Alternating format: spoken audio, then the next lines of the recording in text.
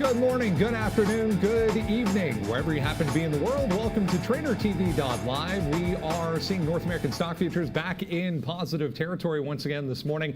Nice look right across the board here. A little positivity from the vaccine front, helping to lift sentiment once again this morning. The NASDAQ, interestingly, coming off two straight down weeks, two straight negative weeks for the NASDAQ.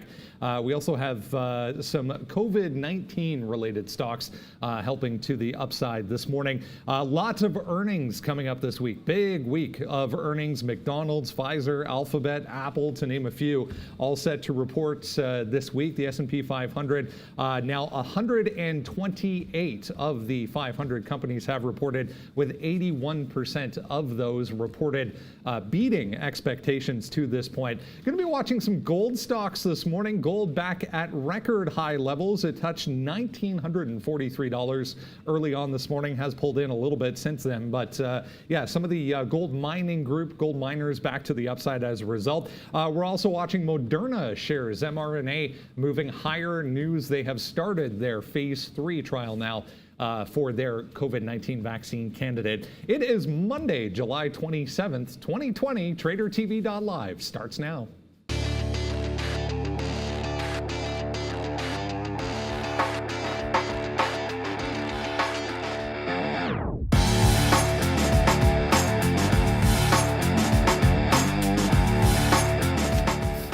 There's a look at some of the Asian markets from the overnight session. You can see mostly negative to the downside here, including both Hong Kong and Shanghai. Let's shift over and have a look at Europe, see how things are shaping up.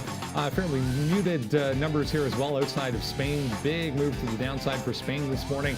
Everything else a little bit lower, a little higher. Let's go over to North America and see how futures are looking. Yeah, back in positive territory, as I mentioned this morning. S&P 0.4%. You can see the NASDAQ 0.8% to the upside. Yeah, coming off its second straight negative week, the NASDAQ is. The TSX here in Toronto futures pointing to a 0.4% advance. We have Brazil 0.2% to the upside. Yeah, look at Bitcoin back above 10,000 this morning, up 7% so far. A lot of the Bitcoin-related stocks moving around in the pre-market. We'll have a look at a couple of those. And both oil and gold trading higher this morning as well. Interesting week, going to be an interesting week, guys. Good morning. Lots to talk about on the earnings front coming up throughout the week. And here we go again with some more positive vaccine-related news, helping to lift some of the travel stocks as well. We've got to get to the airlines. Yeah, it also feels like when the vaccine news, Moderna come in and always sell that news. We'll have a look at that one a little bit later. Of course, you mentioned Bitcoin moving to the upside. You have one of the miners, only publicly listed one, that MARA, moving to the upside. So we'll be trading that. It should be a big week. You mentioned earnings throughout all the big boys. 1/3 of the S&P 500 all this week, and Thursday is going to be a monster day after market as well. But it's certainly going to be shaping up to be a good one this week. But I got to find out, how was your weekend there, Sean? I am under pressure now because my wife wants to go glamping. Yeah, of course. Yeah, no, I know. Your wife was messaging mine, and that's just what happens. But I just put a little picture up here, just in case you're joining us for the first time. This was the sort of the tent, pretty nice, just chilling out here.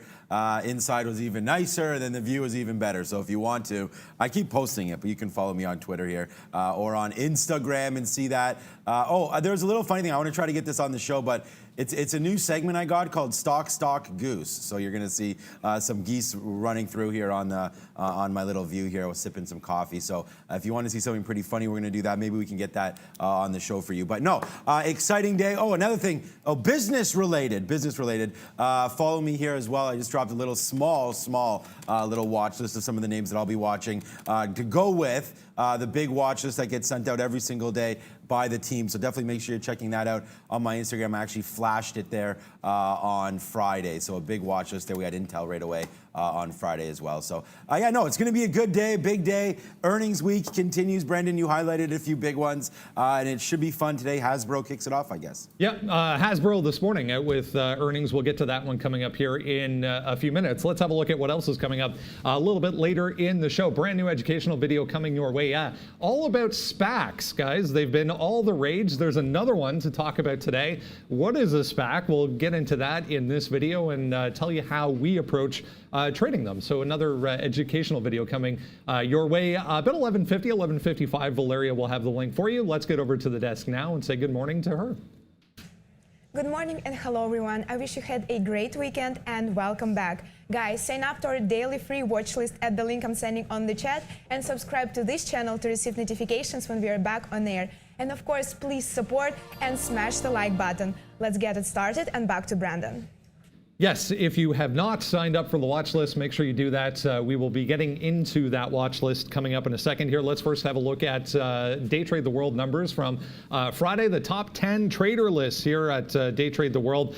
Big numbers coming out of Europe once again. Amsterdam, Brussels, London exchange here, Paris, and Zitra over in Germany, $33,000 there. You can see a little US here, $21,000. Just Paris taking $20,000. That's nice. The rest all, from Europe. So lots of Europe popping up this morning on the top 10 trader list from Day Trade the World. Let's get into what is moving around in the pre-market this morning. We have a lot of things to talk about this morning. We'll kick things off, though, with Moderna. mRNA shares 10% or nearly 10% to the upside once again this morning. They've officially kicked off their phase 3 trial for their COVID-19 vaccine.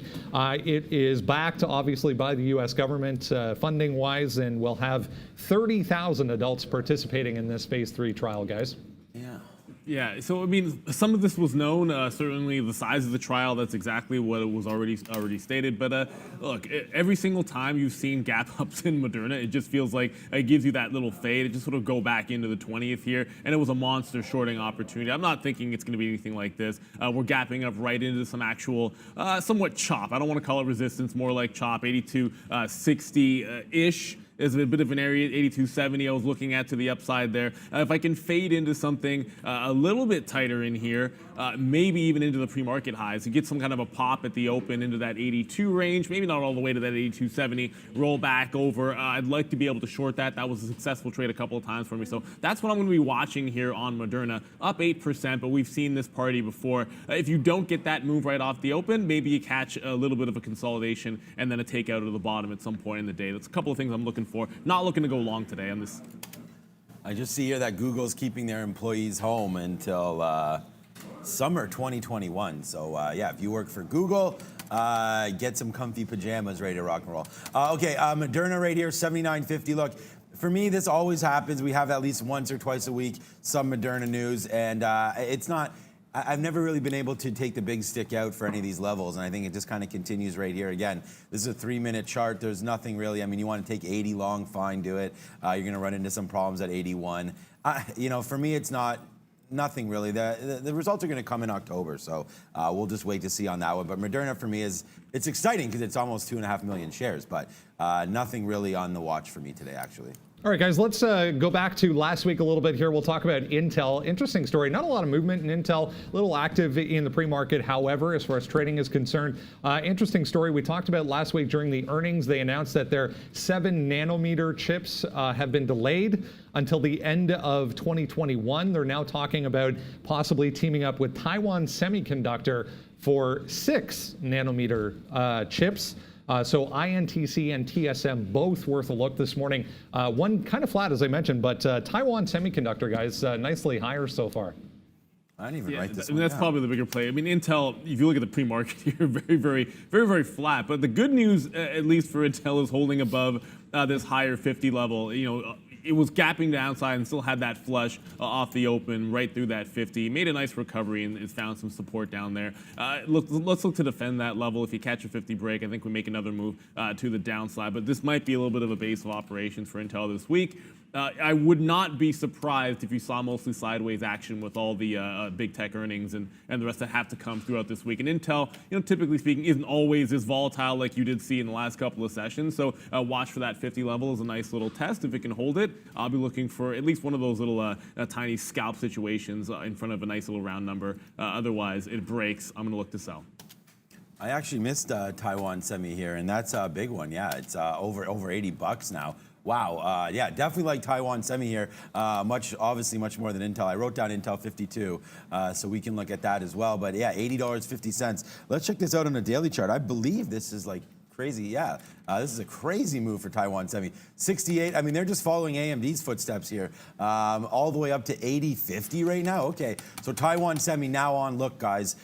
taking out this high. We'll be going long 80.50 on Taiwan semi. Wow, didn't even realize this one. Good thing you brought that up, Brendan. All right, guys, let's go to Hasbro. We mentioned one earnings report to get through this morning. Not a lot of volume traded in the pre-market. As we've seen over last week and the week before that, some of these earnings reports, especially in the retail space and also toy makers, Hasbro, we saw Mattel last week, kind of getting a pass, I guess, because of the pandemic. Big time miss here for Hasbro, 2 cents versus 23 expected. Revenue, big time miss as well to the downside.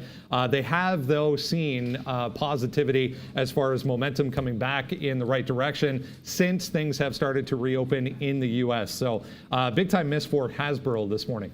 Yeah, this is a really ridiculously thin stock. It's done 39,000 in pre-market volume on Hasbro. Just to give you an idea of the perspective of the cliff that happened here at that 77 mark all of last week, certainly. And big shout out, thank you, Sheldon Vandal, for the super chat, and from Canada as well. So we really appreciate that as always. As far as Hasbro goes, I mean, if it gives me a chance to sell around 77, you sort of look at that floor from last week, maybe I'll do that. But the volume's not there. The volatility could be, however. That's why I'll be on the radar if it pumps any higher. Yeah, Sheldon, good look there. Thank you so much here. We'll put you on the screen here. Neil just shouted you out. Best money you've ever spent. Well, thank you so much, Sheldon. I did want to give a reminder to everybody there. Most people, like you could see here, Mafi, Joseph, Kofu, Oliver, Marlon. I mean, everybody posting here is a member. But if you want to also become a member, guys, look, we put the show on for free. We'll shout you out here. We'll answer your questions. Very easy for us to get a quick look at you. Help support Valeria's coffee fund there as well. Yeah, keep the show going. It's a small little $5 membership, so you can hit that join and then join us up, and you get the little cool emojis. Working on a few new ones. We'll get those posted, and then hopefully soon we'll have a few different membership levels, and you want to get notified of all of that. And if you can't become a member, that is completely fine. Just make sure you subscribe so you're back to us every single day, watching us and going up and down on this roller coaster that we call the stock market. Hasbro to me today. I've already sent out my little list there on Twitter. You can follow it. Hasbro did not make the cut, Brendan. All right, guys, let's go to some cryptocurrency volume this morning, we'll call it, I guess. Anything blockchain related, doing a lot of volume in the pre-market. There's Marathon Patent Group, which is MARA, also Riot Blockchain, worth a look as well. It's worth noting, though, a 10,000 level taken out on Bitcoin for the first time since the beginning of June. When it took out that 10,000 level back in June, none of these stocks really popped up on the radar at all during that time versus today, where we're seeing Bitcoin back above 10,000. And I mean, a couple million shares for MARA here in the pre-market.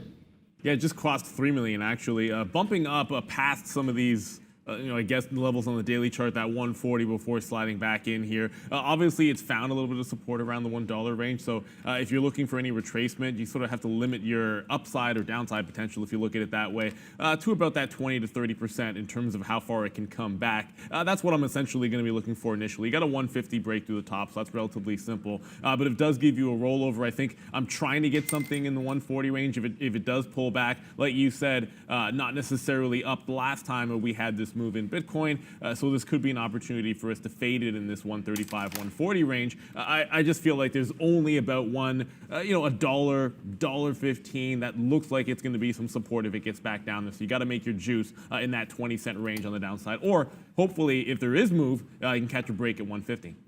I did want to say a big shout out. Look, ask and you shall receive, apparently, guys. Thank you so much for all of the love here. Aaron Smith just joining up now. Thank you so much. Reggie Reg is in the building. And then Shariar Ahmed, thank you so much. And then a nice little Swiss Frank here. Greetings from Switzerland. Any news on Tesla? Okay, let's go to Tesla right away here because of that little. And that's what I'm talking about, guys. You give the super chats. It's just so much easier. $5 Swiss is unbelievable. That's all that it takes. But if you do want to trade a Bitcoin and you do have access to OTC markets, you can trade GBTC. I just wanted to give that up to you. I don't know if you want to go.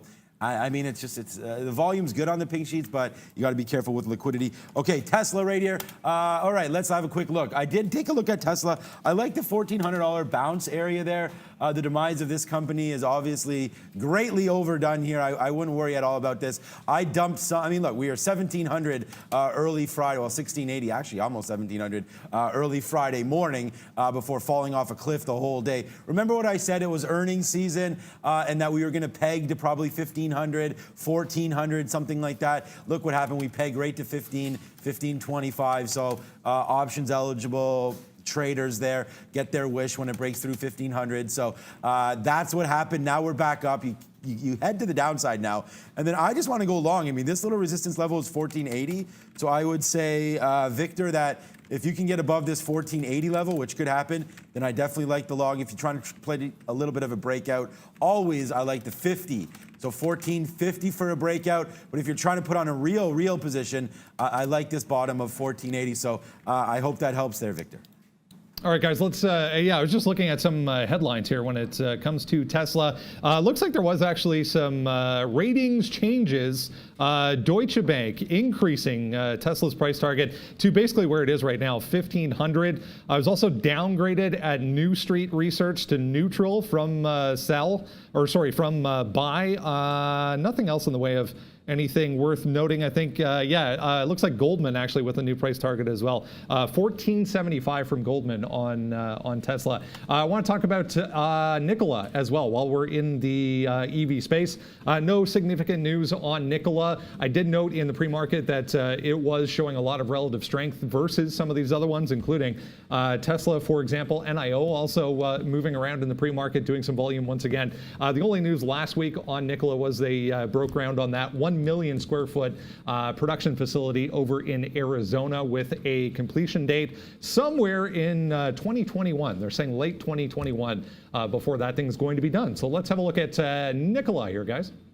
I mean, I've been, pretty much destroying the stock for a while now. It's been a good order. Remember last week, Brendan, they did have the warrants coming off as well. So that's spiked the stock down about $10 from 50 to 40. And then we just kept on falling the rest of the week. So that's what happened. And I think we did make a decent bottom here at 29.28. I wrote down here, I mean, again, I sent out, hopefully you guys can find me here, not stock goose, right here.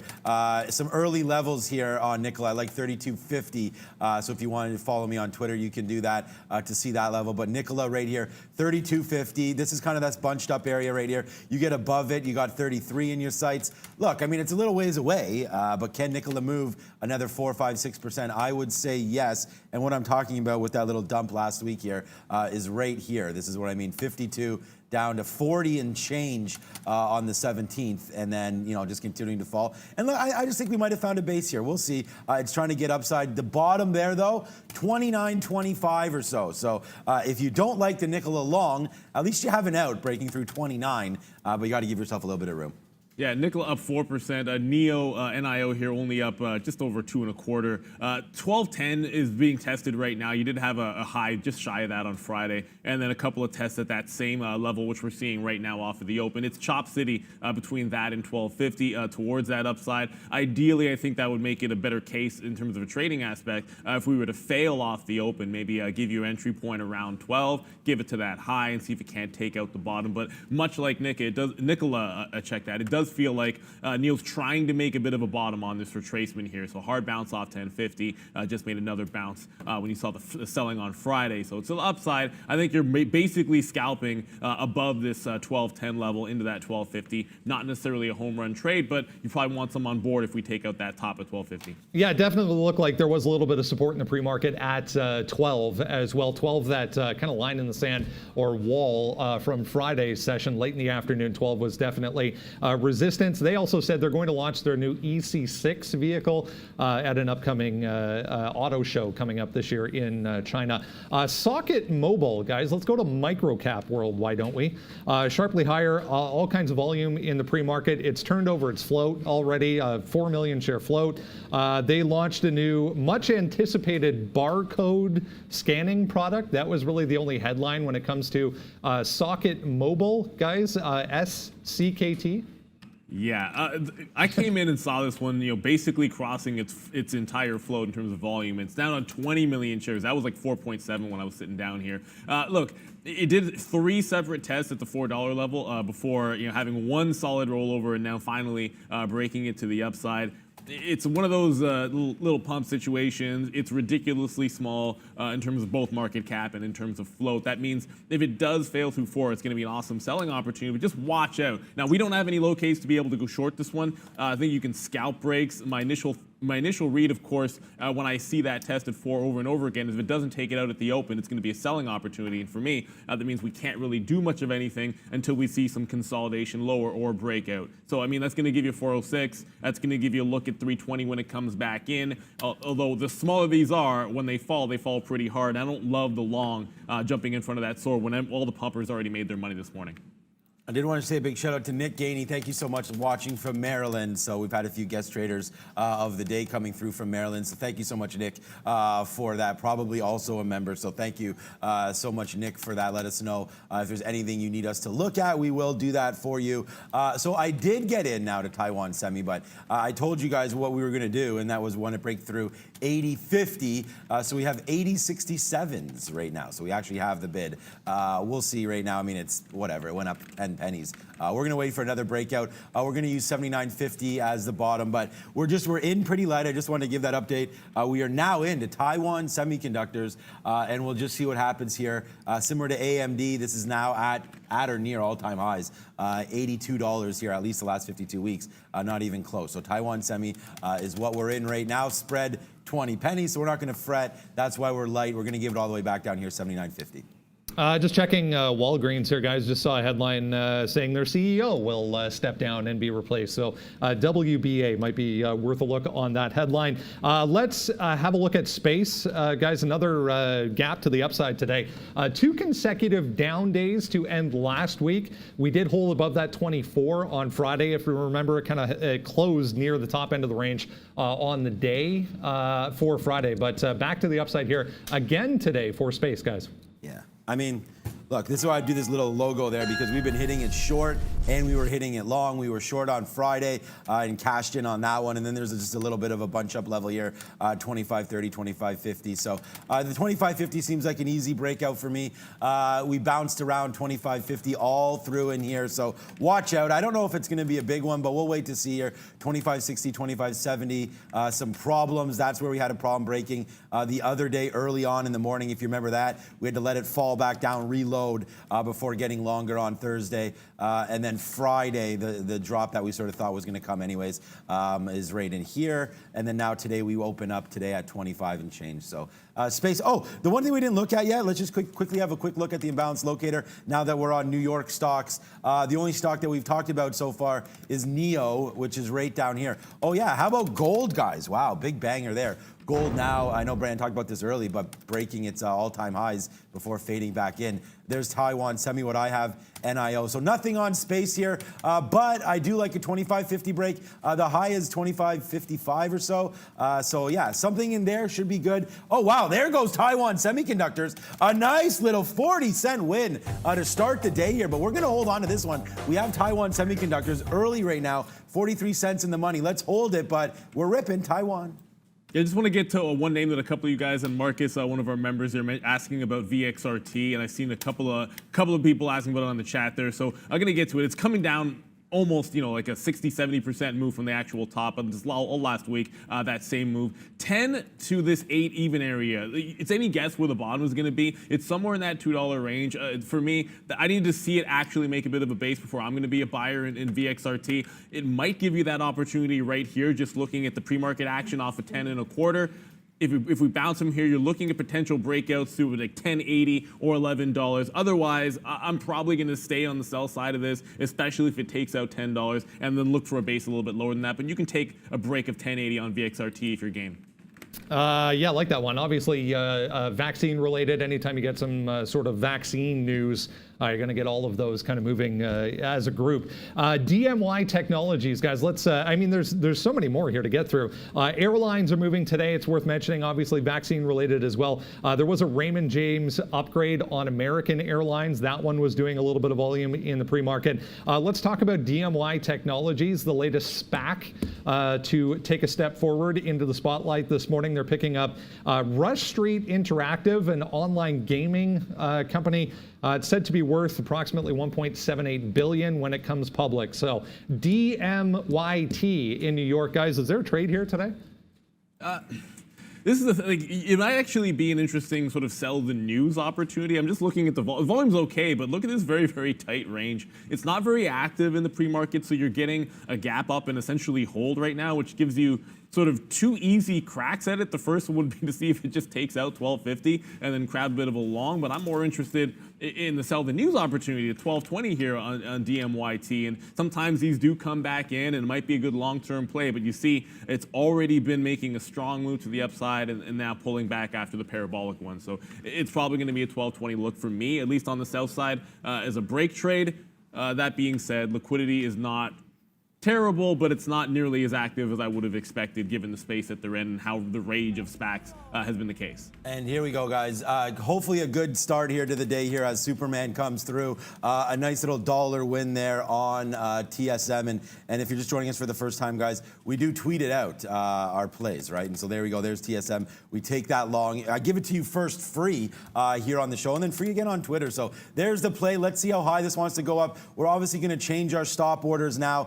A nice little dollar in the money here, plus right now on Taiwan Semiconductors. Not a horrible day to start your day, I would say, guys. Already 10% on TSM today. Great move for Taiwan Semiconductors. Let's have a look at the overall market. We'll bring Arun in here and have a look at some of the levels that he's keeping in mind as far as the futures are concerned for today. Arun, another, I guess, muted start to the session here. We're positive, but pretty tight range so far. What are you looking at? Yeah, it's pretty much sitting inside the ranges from yesterday, where not from yesterday, from Friday, where most of the action is. So 32.25 on the top end, 31.85 on the bottom. That 3100 to 31.85, that's a dangerous area or 3200 through 31.85. That area is kind of concerning for me because there's a ton of support there. So if I'm going to take a short at it, or a short, I'm going to want it somewhere in the 15 to 20 area, pretty much where it's sitting now. I don't have a setup, so I'm just going to be waiting.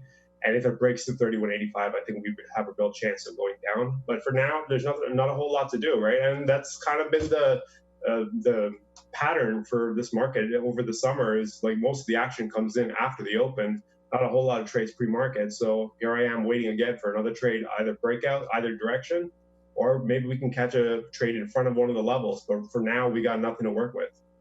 Now, thanks so much, Arun. Let's have a look at one more here, guys, before we get to the open. Imagine, EMAN, on the NYSE Arc Exchange to the upside again today. If you go to the daily chart, this thing had a big move higher on Friday on big time volume.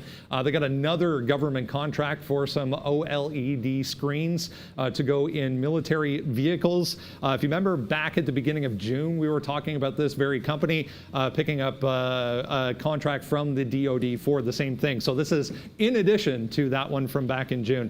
So 130 up here, pretty easy level. 130 resistance, might give you a push above that at the open here, we'll see. But 130 on EMAN, guys.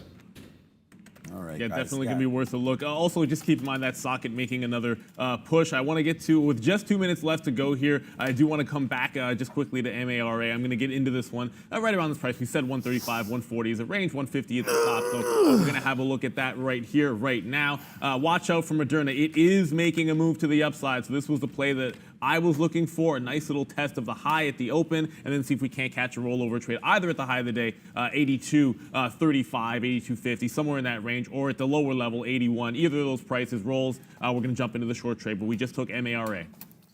Yeah, we could talk. Yeah, that's a good one. So he's in that name right now, and we're already in a $1+ win right now on Taiwan Semiconductors. So there it is right there. Obviously, I mentioned that we weren't very heavy in this trade. That's the way we're going to do it, always off the open. But $1 is $1 right now, so that's a good trade. We'll take that. It's coming back down now, so watch out here on the open. 81.20 could come into play here on Taiwan Semiconductors. So if that does come into play, we'll probably get out. Remember, it's a New York-based stock here, so you got to watch out for that opening print. We'll probably wind up getting out here if it does flush too much further, and we'll capture that 70 cents. But it was a close one. We almost got out. We didn't almost get out, but we'll wait to see if 82 wants to come in here on Taiwan Semis, trying to make a home run here to start the day for you, and that's typically what we'll do. So there's a banger right there to start off for you. So let's just keep this run going. Netflix, I also want to look at that as well, breaking some obvious highs here, 487.50 or so. We'll see if it wants to take that out. That's a lot higher than this. A 487 is from last week. So only 20 seconds to go now, guys. Yeah, just about to drop that countdown. Miss V is on the bell, as always, so we'll see if we can't get this Monday started off just right. Let's drop this bell. We got the countdown running. This SOGO, by the way, just made a parabolic move to the upside. We'll get to that right off the open, but 5, 4, 3, 2, ring that bell. Valeria, Monday morning, monster week potentially here. I'm going to be over at Moderna. We are going to look at this SOGO. It just made a big time move to the upside about 5 minutes ago. Already a gap up here. Testing is 858, 860 area. Look for a potential rollover through that price, or maybe a bit of a breakout. I got MARA, and I'm looking for MRNA, and that's going to be Moderna hopefully rolling over at this price here at 81. See if we can't catch our short.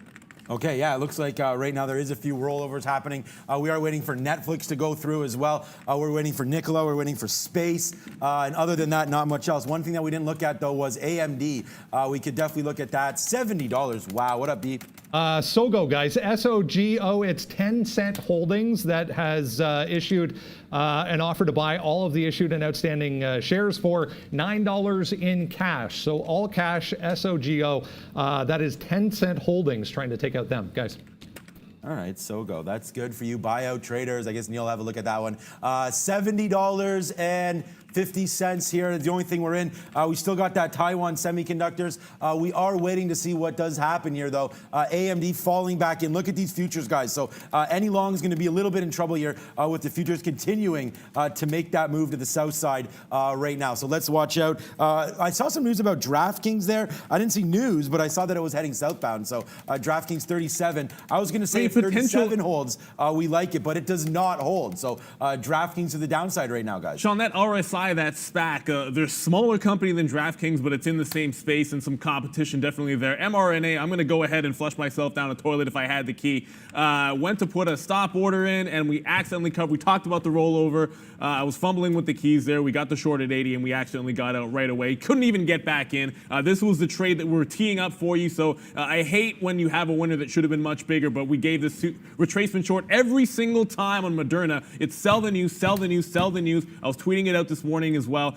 Same thing. Fortunately, got that MARA, which is coming to the downside for us. So a couple of shorts here. It's a win. It should have been bigger. MARA will start taking it off here at the low 30s.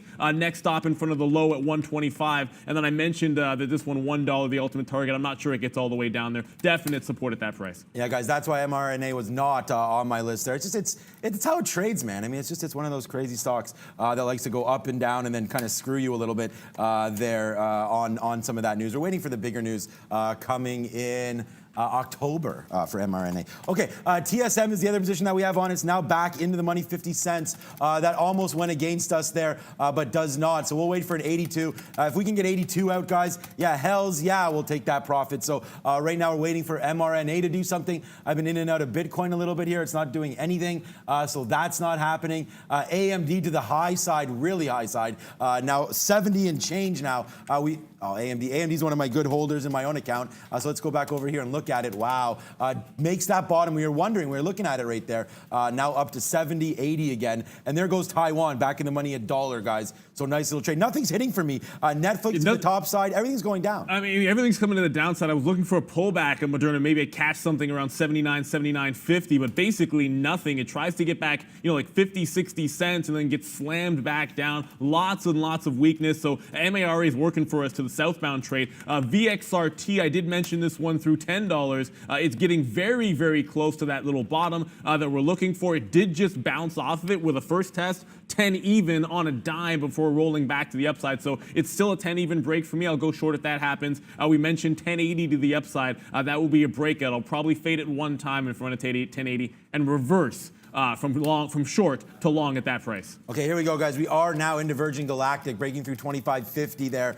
Let's see if it does have legs, more upside now. If these futures can go, we do have Virgin Galactic right now. And it's long at 55, so we'll wait to see if that one wants to go through. And here goes Taiwan Semi, just another right to the top, guys. This is $1.50 now in the money on Taiwan Semiconductors. So let's see how far this one wants to go. What up, B? Yeah, another day, another all-time high here for AMD as well, guys. Just broke 71 there on AMD on a huge volume spike, guys. Oh, yeah, that's what we were just talking about there. Once AMD, again. big time move there. Yeah, all-time high. Yeah, wow. Taking advantage of some of that Intel news there is AMD, and so is Taiwan Semiconductors straight to the upside. So we do have that one on board. And now here we go. Now all the longs are coming through. Netflix taking out that 47.50 now. Let's see how high that one wants to go. Netflix, 487.50, we're long. Space, we're long 25.59. Couple of doozies here. Let's see how far these ones want to go. But if this fails back through, look for 484 on Netflix, guys. Yeah, there's that bottom look on VXRT. They're 10. Good look. Mark is catching that. I'm looking for this break at 1080, which could come any second now. It would be a reverse to the long side. Couldn't get the shorts because we had no locates. I'll go long right here, right now, 1080 on a bit of a breakout at this price. We talked about a pre-market, but Brendan's got something else for us. What do you got there, A little thinly traded, guys, but recent IPO Lemonade here. Goldman initiating coverage with a sell rating on Lemonade. Again, not much volume so far, but moving southbound in a hurry, guys.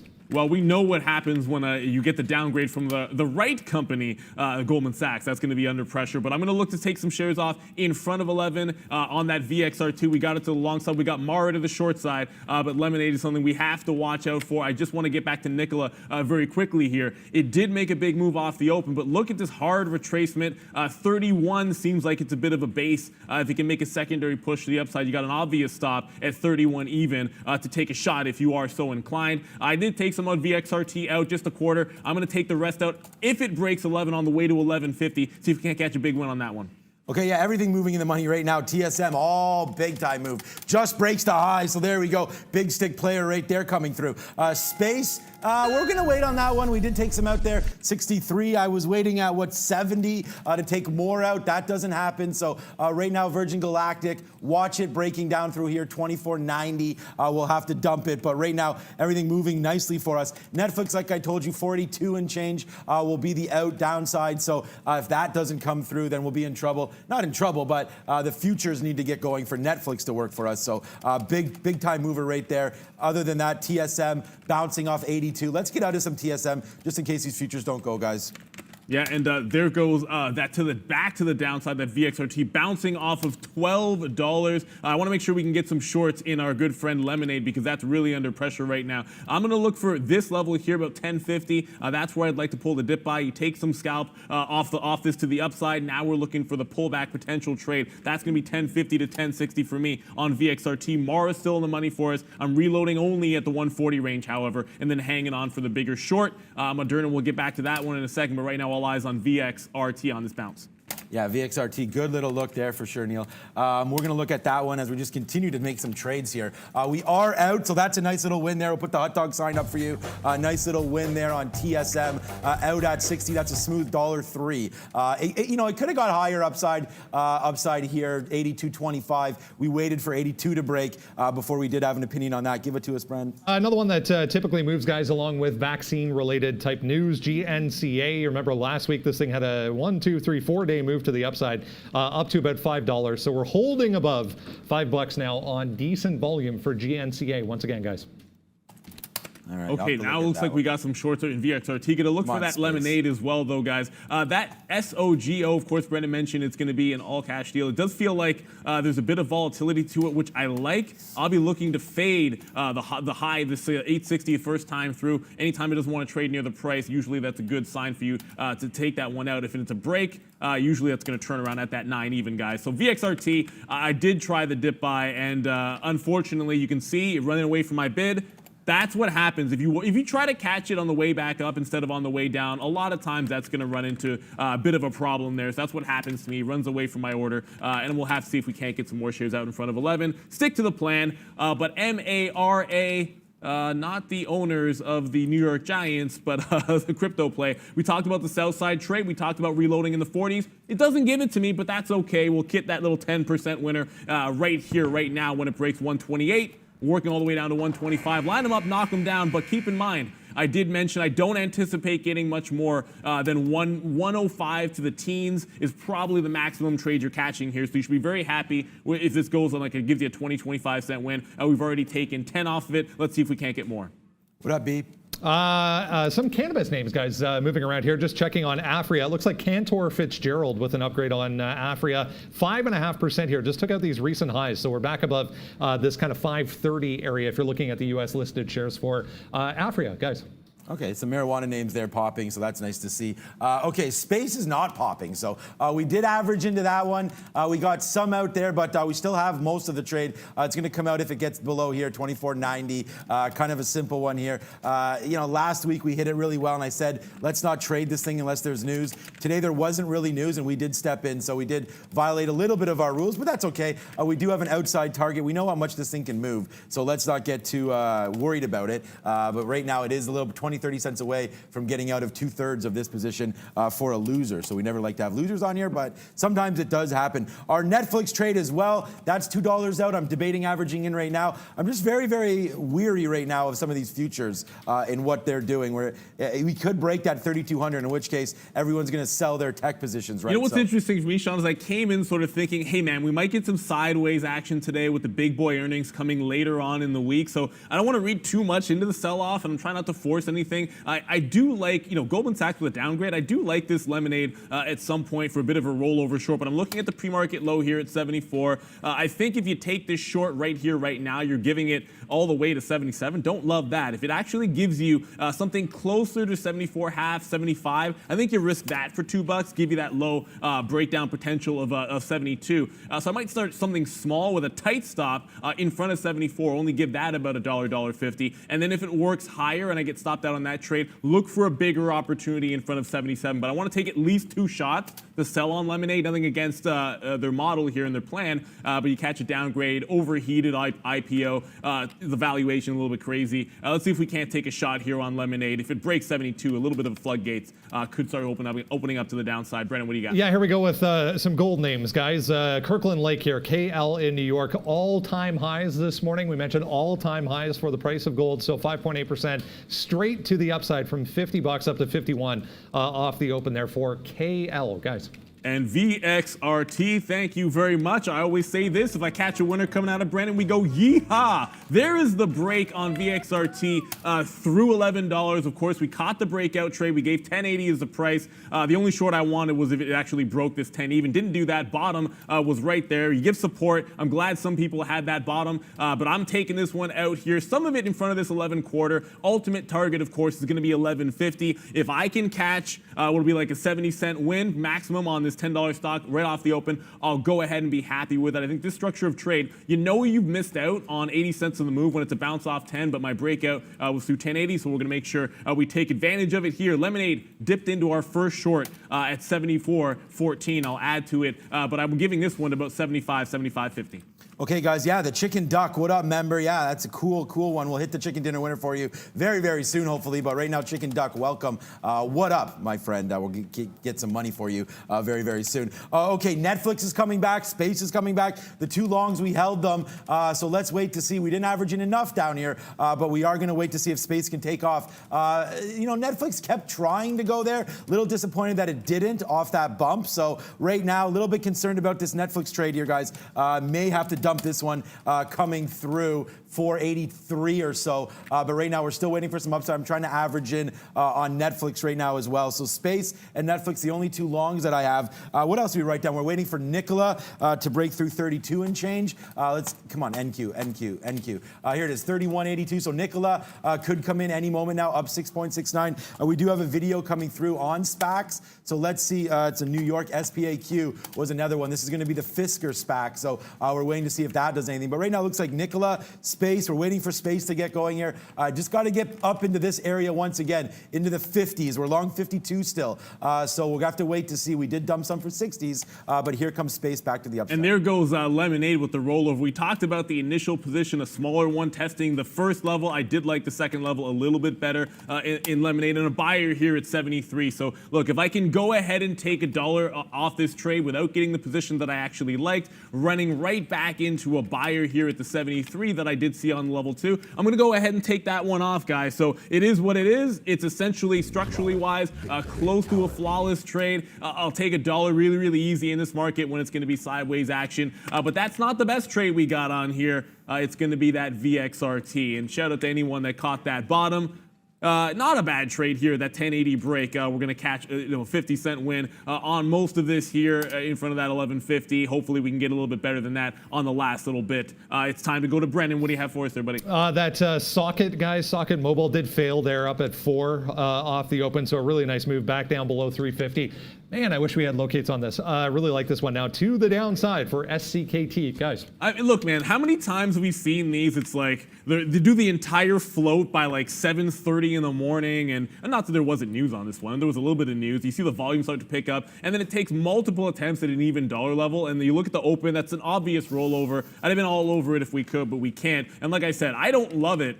Catching the sword here at 320. I'm not even going to look for consolidation at that price. Forget about it for me. It's all about VXRT. We just took that one out 11.39. So I was talking about hopefully getting a 70-cent winner. We'll take 69 cents on that. Sorry, 59 cents on the last little bit. Nice trade. Certainly loving that one. I am now finally looking at some size on that OGO, shy of that 860. So it is a cash deal, but there's a big seller here at 840. If that gets taken out, maybe interesting. I think it may be worth an opportunity to at least short it for some scalping. In front of that 840, 839, get out for a few cents. But that's the only game you're playing if you're trading SOGO. Yeah, SOGO, good little look there. We're still waiting, guys, for our stocks to come back to life here. So that's why, I mean, Space is very close, guys, back into the 50s. So if this can go, you're going to see some chicken dinner winners, that's for damn sure. But we're waiting on Space to go, and we're still waiting on Netflix. And I'm looking, man, I'm looking for other trades. I mean, gold is up nicely here. That's Barrick Gold. We can take a look at that quickly. Breaking now all-time highs, obviously, on that one. And there goes Nikola. So new position alert. Nikola long right now. Let's go. What up? Yeah, here's another one to add to that gold list. AUY, this is Yamana, 8.4% to the upside, guys. Just about to break that pre-market high. Another one doing significant volume this morning, guys. Okay, here we go. I just want to jump quickly back to Lemonade. I'm not going to get too far away from this, but it's only done 400,000 shares. So despite that Goldman sort of downgrade, you are certainly seeing a slower trade than you would expect off of it. I did think we would bounce off that buyer at 73. It hasn't happened yet. Maybe we'll look at a potential break of the low of the day if it takes out 72 even. However, I would still love to be defending that 75, 77 area for the time being. It's just Mara to the short side and VXRT coming back in. But I also wanted to jump to Hasbro. Brennan did mention this. Volume did come in off of the open, but it's not a heck of a lot.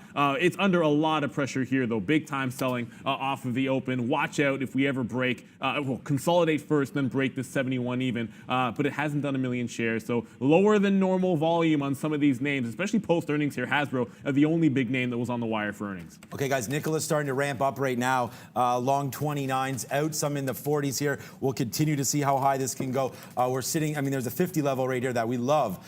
So we'll wait to see if it can break through that 50. It bounces basically directly off that 50 right now. So new little position alert as well. So we'll hit the bang. Not new position, but we did average in to some Netflix at the bottom here, 484. So now our average price 486 in change, which means we can get out now at 487 if we have to. We'll look to get out some there if we can. 487.30 off that last reload. Much better price now on that name. But look at this, a big size here on Nikola Arca. Not sure what's happening right here, guys. Watch out. Brendan, what up? I was a little bit sleepy off the open there. We were talking about AAL, Raymond James upgrading this one today, but finally starting to get going here. Just taking out the pre-market high here, 1165, 1170 on American, guys. Quick little tip there. I can't pronounce this one. I love these members with the interesting names. Hoobza, I have no idea, but I want to get to you here. I'm not going to sit here and pretend that I knew exactly 1150 was going to be a big turn on VXRT, but you know, for the last bit of my shares, I always look at that pre-market range and the stock coming back in and say, say, okay, 1140 ramp, 1167, right smack dab in the middle. If it's going to make a test and fail at the pre-market high or shy of the pre-market high, you have a nice round number, psychologically 1150, and that's where I'm going to make my stand, get the rest of the shares out. I think if it can retrace back to my 1080 and give you consolidation, might be another long off that. Anytime you get a bottom like that 10 even, that held, it wasn't a heck of a lot from 10 break down to $8. So I think this is sort of a last-ditch stand. Might be a nice little rally potential for VXRT if it holds my breakout 1080 price. Okay, guys, we did see a Nikola there, breaker on 40s there. So we did see somebody sitting up there trying to stop that move. So right now, Nikola, we'll wait to see here. We pick up some more in the 90s, but definitely flushing off of that seller. So I mean, unless there's news specific here, I don't think so. It's not moving that fast. So we take another long here. We'll wait to see if it gets back up to 40. But right now, Nikola, there is a seller on this stock. So we lightened up out here, up here a little bit in the 30s, and before that seller 33, 38, 32, 30, and then we sell some more right now at 10 off of this nice little 31.90. So trying not to get caught with our pants down and trying to give you guys every single thing that we see here. 486.60. Now my position on Netflix. We're gonna get some out and put an order here 47.50. See if we can't get a little bit. Take a quick dollar on Netflix and then rework the position. Space, Nikola, and Netflix all coming back to life, guys. Yeah, we talked about somehow maybe selling that news on DMYT. Of course, it's back from today. You're seeing a little bit of rollover. Unfortunately, 1.7 volume, not really a lot of volatility. I'll look for a 12 break. I think that could at least be interesting. I'll take one shot at it, if only because the risk to reward's not bad. You have this 12.20 level, which was a breakdown, so you're risking 20 pennies to see if it can make a move at least somewhere back to Friday's prices. So it's a bit of a retracement play, sort of selling the news here. If I get a 12 break on DMYT, I'm going to be there we go, Netflix, baby. Yeah, we take it out now, and that's why you average in, guys. Netflix for the win right now. $1.50 in the money right now, guys, off of a beauty refresh rate there. So we're going long side right now on Netflix. Great little price, 75 cents in the money now on Netflix. So that's a big one. Space just took some out off this reload, so we got some out ahead of 50. Now let's see what it wants to do. We're right at that magic 50 level. We'll see if we can't get higher and higher on this one. Nikola, though, again, waiting, guys. I just did dump some more. 32.20. Our average price is 22. So I did see a seller at 40. Needs to break through 32.40 to make a winner out of us on there. I might just dump some Netflix right now. Big trade alert right there. So yeah, Superman, feeling like it right there. Off this little reload, pick the bottom, and then we come back to the upside right now. So let's wait to see. Wow, it touched 488. Let's get an order upside again here. See if we can't capture on the last half of our, well, we have 2/3 left. We'll see if we get out of one more and hold the third. So right now, Netflix looking like it might be a good one here, Brendan. Another gold name here, guys. EQX on the NYSE ARC exchange. 52-week highs just popped up on that big volume spike. So through 1230 there, that was 52-week highs for EQX, guys. Just going to quickly update you guys. Love that shot there. But I'm just going to update you guys on MARA. Of course, we had that nice short in front of 140. Out around that 1/4 for about 40% of the position. We're going to add back into it. High days at 151. It's a breakout if we ever catch it. But anytime I see a retest of the pre-market or the opening range top 145, slides right back, right back down off it. I'm going to reload in front of it every single time. So going to get out now at a 145 stop. Now that we've held an opening range on this name, so reload on MARA. I am looking at that DMYT. Of course, we actually have to pay for shorts in that being a SPAC. We'll see if we can't get those. It did just break 12 even, but hasn't really gone very far. I don't know it's going to be super volatile, but I'll take a shot shorting in front of 12 with about a 12.20 stop, as we mentioned, that pre-market level worth looking at. Lemonade, on the other hand, starting to pick up some steam. One test here before coming right back at that 72 level. I'm going to roll into a short in front of 74 this time. I think we can basically forget about that 75 to 77 range. A little bit too far away to hope we can play it. So going to catch a short break if we get it 73 to 73.50, or if it takes a second move at 72, that's going to be the breakdown price. Volume relatively light, so watch out for that spread if you're trading. Right, that's the other thing, guys. You have to watch out for volume. Good point there, Neil. That's what we were looking at in some of these pre-market trades with respect to volume and TSM and whatnot. Come on. on, baby. We're waiting right here for Netflix. If we can get this out, it's literally right here. We'll wait to see if we get just one little more bump here, and we'll take $1.50 on this Netflix trade long. 486.13 right now on Netflix. Having a problem with 47.50, but it may not have a problem for long. Let's see how far it wants to go through. Now 47.57. We're sitting right around here somewhere, guys, for a nice little $1.20, $1.25 win here on Netflix. As the futures, man, nice move upside there. Literally stops within pennies of our price there. So we missed that one take on $1 there on Netflix. Space still falling down. We still have our out.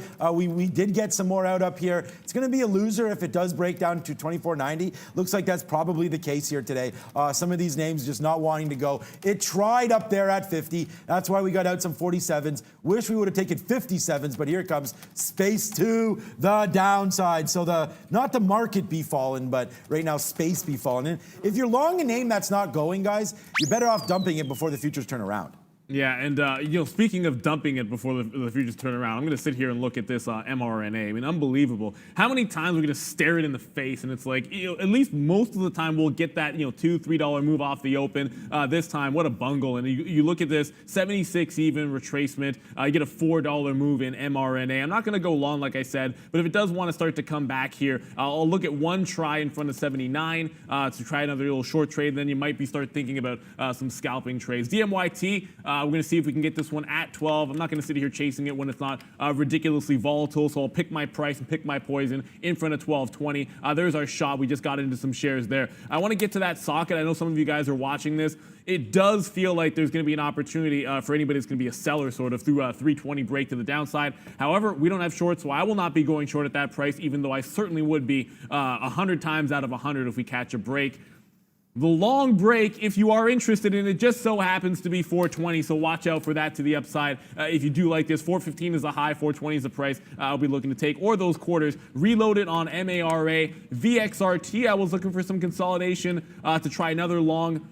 Not at the price I like, guys. So it's right above this 11 even. It does feel like a break down at 11 is a little bit more interesting to me. I would like to see it hold lower. I'll probably scalp an 11 even break to the downside, and then maybe look for an 11.50 to get back into any kind of a long trade on VXRT.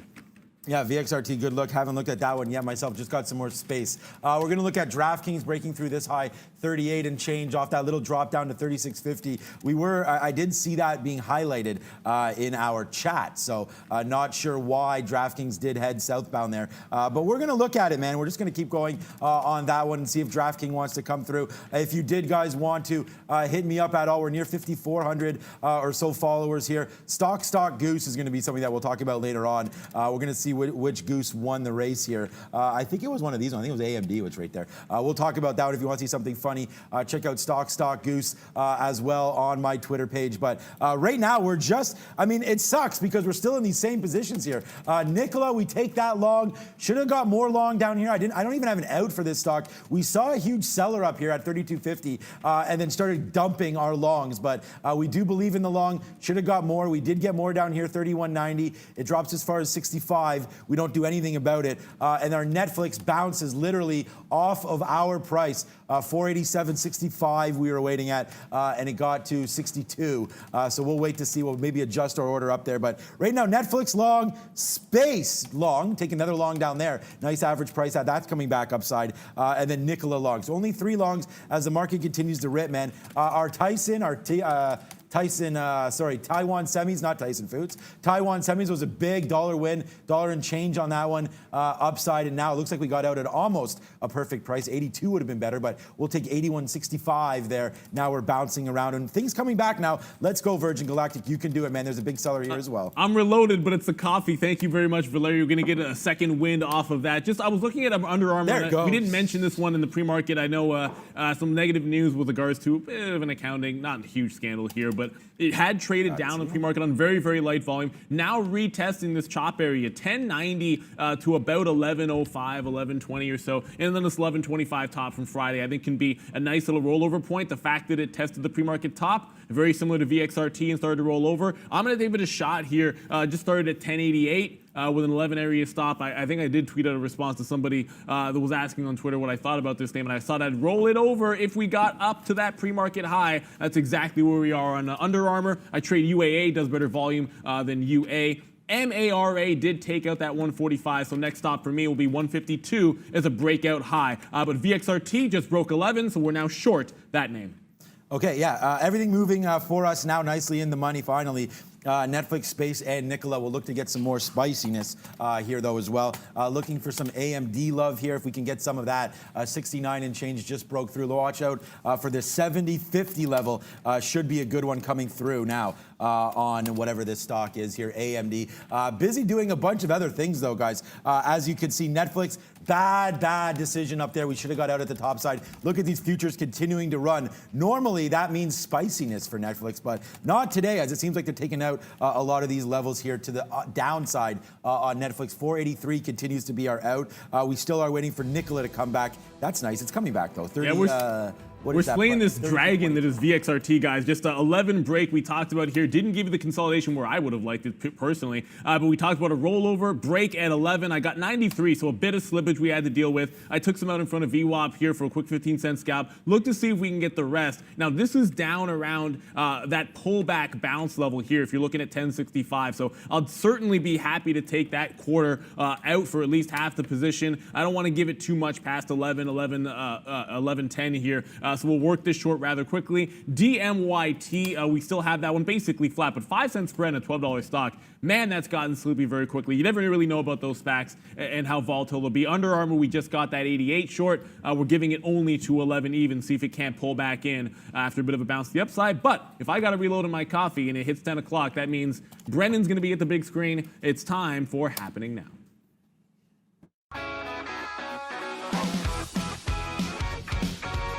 Hey guys, yeah, 10 o'clock. Let's have a look at North American markets here. We'll see how things are shaping up. First day in 3 for all 3 of the U.S. markets to be in positive territory. So a nice look here. NASDAQ leading the way, 1.2% here for the NASDAQ Composite, 100 at 1.4%. The Dow 0.4%, S&P about 0.5% to the upside. So a good start to the week overall.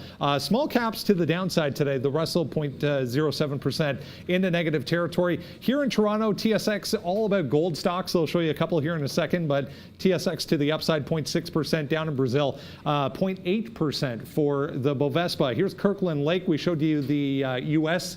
listed shares. Here it is in Toronto. Big gap to the upside above 67 there. Nice looking chart as well. Tight little consolidation right at day highs for KL. Endeavor Mining, another one having a nice day, 9.3%. Held 35 there at the open. We're up to 37.50 for EDV in Toronto here. Yeah, we talked about AFRI a little bit earlier with an upgrade today. Canopy here doing nicely as well. 22.20 at the open. We're up to about 23.10. So a $1 move in Toronto here for weed, guys, right off the bat. Back over to you. That's nice. I mean, we need some weed movements here, and we'll hit the weed thing because Weed Batman maybe today will be in the building. We'll have a quick look at that for sure. Nikola back now, guys. I don't even see that seller anymore. We're going to wait to see what's at 32.40. We've been dumping it, but we believed in the long, so we did take some more down there, and now we're dumping it ahead of this guy at 40. Let's wait to see if that dream can come true for us eventually. Netflix, come on, baby. Now we're back. So we're nice little 70 cents in the money here. And then it comes right back down. We got that idea for Netflix. Let's get out, man. If that comes out to 47, let's just get out and then hold the rest. We'll take that 70 cents, put that in our pipe, and see what happens. But right now, we are going to wait to see on Netflix. Still coming upside. Our average price now, 486.13. So it's right here at the money. We just ripped through 47. I thought we were going to get it. I'm now at 47.50. Let's just adjust our price, see if we can't take 70 cents on Netflix. Just not so spicy today, and we'll hold the rest. Yeah, just looking at another consolidation here very quickly here on Moderna. We first rollover at 79. That's going to be that pre-market low. Another shot here below VWAP in front of 78. So I'm going to take my second stab at this one. This time when I put my stop order in, I will not accidentally punch out. I promise you that. So we'll look at 78 and maybe a quarter for a tighter stop. I look at test of 79 just a little bit better, but I wanted to make sure I caught this roll right here. 77.62 to the short side. All shorts on DMYT. Hasbro, we just got that short on a break of 71 as well. We talked about that earlier. Already under pressure. Let's see if we can't join the party downside. There it is. He's punching things in the face now. And here we go.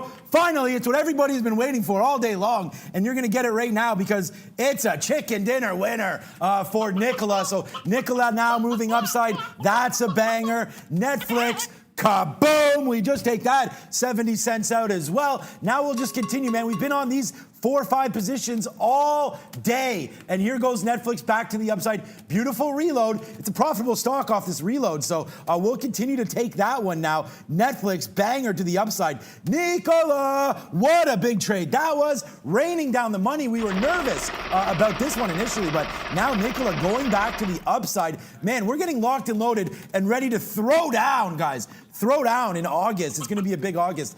Here goes Nicola right now. A week left in July, but Nicola upside. We believe in so much, we go in it again. What up, Beep? Yeah, nice look on Nicola. They're still leading that group to the upside, guys. SOHU, for anyone wondering, SOHU. So we talked about SOGO. So SOHU is the parent company of SOGO. So this one to the upside, big time move as well. But 10 cent the offer is for SOGO, guys. Yeah, definitely good to know. We are watching both of those names here. But I just got it. Like we mentioned, we got into some Hasbro, we got into some Moderna, and I just want to quickly update you guys on Lemonade. It is still moving to the downside. I did have a retracement, try to catch that one on a pullback. Didn't happen, so we'll have to look back at maybe 73 on any kind of a move up. If you are looking at the daily chart on this name, that's next to the level. If it breaks 71, there's still some room to the downside to 68. If that goes, you're looking at that opening day where 50 was the bottom. Lots of room to the downside. If it ever gets down there, maybe you start thinking about some buying. Otherwise, man, I need to see a bottom. I need to see some consolidation, anything along those lines. But it's all shorts for me right now. I want to get back to Under Armour, which is barely moving here. But we do like the structure of this short. I will just throw one little wrinkle in. If it takes out the top at 11, I think that's going to be a nice little breakout trade. It's also turning positive at 1091. So it's a little negative to positive story. Short in front of the top. Catch a little rollover on low risk. If it breaks a high, we'll just go long. And guys, we did it again. That's it. I mean, we can't just keep hitting chicken dinner winners, can we? We'll just hit the sirens because Nicola now upside and bang, we get out some more Nicola right there. 33.10. This is a 70 cent winner on board right now. This is a $2 winner on board right now on Netflix. So everything moving upside. And oh yeah, by the way, we have a 30 cent loser right now on Space. So we're at the highest spot we've ever been at today. So let's just keep this money moving out. I'm going to post this on Twitter, guys. Definitely make sure you can follow me. We put all of our hot trades, including this Taiwan semi where we took $1 on already. And now Nicola, wow, what a move. And bang, I bought some of this one early in my account as well. So big time trading up here. 33.20. What a day. What a day. Good trading here. Netflix coming back down, but Nicola, what a good out there. 33.10. It rips all the way into the 30s. Brandon, don't stop us now, bud. Nice look. Yeah, absolutely. Mara just breaking to the downside, guys. Just got an alert here on Riot blockchain, breaking pre-market highs here on a decent volume spike through that 275 now for our IoT, guys. All right. So we caught that rollover trade on mRNA, of course, Moderna at 78. We got 77.62, some out in front of the even for a 50 cent win. Gonna look for the rest out around this 76 bottom that we're seeing here in mRNA. It did give you one hump. We're looking at the second. If it holds 76, I don't want to get caught there with my pants down, so we'll take off that $1.50 on the second half if we can get it, and then look for a 76 even break. And if that happens, it's always a natural re-entry point that I think we can be working with, guys. So no reason to hang on to this one and look at that gift horse in the mouth and not take the win. I'm going to move my stop to break even, not going to give it past that VWAP. We'll go with a break even stop to make sure a winner doesn't turn into a loser. That's the theme around here we like to roll with. So mRNA, we're going to go 2 for 2. Should have been much bigger on the first, but very, very happy to get the secondary push to the downside. Under Armour trying to slide to this level. Big battle being waged on Under Armour right here at 1090, right at Friday's close. So hopefully I'm short. The sell side does win, but I will reverse long if it's an 11 even break. mRNA short side working. Also that VXRT. I don't want to get too far away from this. It is in some consolidation. I know there's some bulls on this stock. At least in the short term. Here, if you didn't catch that 10 or catch that breakout trade at 1080, I'm on the short side now of this. I'm looking to take some more out in front of VWAP. It does seem like it wants to try at least to hold a bit of a bottom here, and it could be a secondary push to the upside if it does. So I'm going to take some more out in front of VWAP on VXRT, but I'm now moving my stop to break even as well. Okay, yeah, VXRT, good trade there. Nice look, Neil, on the VXRT front. But yeah, right now, we're just cruising right now with a lot of our trades. Unfortunately, though, Space, the final frontier, does come out as that does break through 24.90. So we will, where's my phone? We'll just say missed the boat on that one because we did have opportunities to take it out. So yeah, we missed the boat on that one. But what we do not miss the boat on is Nikola now going upside big time here. We're in our largest position here with Nikola. That's where all of our majority of our risk is right now, as opposed to Netflix, waiting to see what that one wants to do. Look how high we just were again, guys, up here on Netflix. Doesn't want to go today, so we're going to have to get this out. We're long 484.62. It's a nice little 30-cent win, but it should be more. Let's look to see if we can get it out 46.50, and we'll just dump it. We thought we could break the high of the day there. Did not, but whatever. 28 cents is 28 cents, and Nikola right now is a 68-cent winner. So two winners right now. But yeah, Space does drop us off for a loser, guys. Yeah, I just, talking about Moderna here and completely forgetting a little bit about ABUS. Of course, there's that lawsuit that they are facing. Well, no, Moderna is facing from ABUS, and they were up on that news. A little bit of a bump again today on the Moderna news. It's sort of lockstep. If they win any kind of a judgment, then they're probably going to be looking at some royalties in terms of the process for developing vaccines. That's why you see the bump up. It is coming back in. I am watching this level here, about 475, 4.75. If it ever takes it out to the downside, that was sort of major support in the afternoon. On Friday, it is sliding back down towards that price. So I'm looking at ABUS. $5, not a bad break. 4.75, I think a lot better. Brennan, what do you got? Another one from the volume list here, guys. DVAX, another one vaccine related, obviously. 7.8% here. Broke 950 there on a huge volume spike, which is a pretty significant level on the daily time frame. But no immediate related news to DVAX, but moving with the group, guys. All right, guys, we have to dump off some more here. We'll just get out some Nikola, as there once again was a big seller showing up here at 33.0. There it is right there, 33.05. So we dump some more off there, and we'll just say ho-hum as we go bullish, obviously, on Nikola, and then take another 70-cent winner on board right there, on Nikola. So nice, there he is right there, 305.50, 305.05, sorry. Let's see if it takes that out, and we'll go long again on Nikola if that does break. But nice little move upside on this name. We talked about it. I hit this one real super early for you guys. I mean, here we go. Look at Twitter. This is like 850 something. We tweeted this out here that we love Nikola, 32.50. Oh yeah, it's at 33 right now. So there we go. Netflix was, we took that off the top as well, but that was a big trade for us. So Nikola right now, nice little trade. Hold on to your winners and dump your losers, that's for sure. Bang, Nikola, nice little 90-cent win. Hit the slap shot there. Next, wow, keep on going. Let's go, let's go. Also bought more in my 401k, which here in Toronto is RRSP. So more in those accounts. Let's go. A nice little 10% win to start. Wow. Arrows down from Moderna. And look, how many times we're going to say sell the news on mRNA? It just seems like it's rinse and repeat action. Not everything is an easy trade, but you catch a break to the downside. It fails through the secondary level here, 81. It gives you a couple of pullback trades. We caught this little second one here. Like I said, we'll take that dollar win off. It just started consolidating higher than the low at 76. So if it tries to hold this higher low of 76.50, we'll have to seek maybe either a pullback trade. 79 is the level I'm looking at now. Otherwise, maybe it'll be a breakout or breakdown, through 76 even. But it is what it is. We talk about this short every single time on this COVID vaccine news. And once again, Moderna is sort of the gift that keeps on giving. Brennan mentioned that MARA. I did take one short for a nice one off the open. Reload took me out at 145. I am still watching that pre-market top. That's a $1.51. It's still a breakout for me if it can get through that price. Otherwise, you're looking for a lower consolidation and a second shot at the short trade in front of the same level, but instead using the high of day instead of that 145 opening range, guys. So I'll dip in one more time using a different stop, that actual high of day. If I get out shy of that, it means I failed on that short trade. But look out for Mara to make another run to the downside. Okay, guys, yeah, thank you so much. Join us up, man. Hit that subscribe, hit that like button. We're doing this for free. Also, you see a lot of our members in green. That is paid membership. So $4.99 a month gets you to support the channel. And you may want to do that because I'm not going anywhere, and it's another cowbell win time. Yeah, 2 positions on, both $1 in the money right now. Welcome back. That's what we do. We get refreshed, we come back, and we just start destroying it again, guys. 33.50. Look at Nicola. You want to talk about like a trade that I'm just gift wrapping to you guys? You got to believe in it. Here it is. Bang right here. Bang, bang. You take the double, the triple reloads all the way back to the top. Well, I told you why we were getting out. We did see a seller. If we didn't see any sellers, man, who knows how high this thing is and how much money we would have made on this. But we did have to get out, and we did reload a couple times in here. Wish we would have reloaded at $33. But wow, thank you so much right there. And I see Christopher. Thank you so much, Christopher Holcomb. You've asked questions before. Now you're a member, so welcome on board. Let's give it over to the big guy.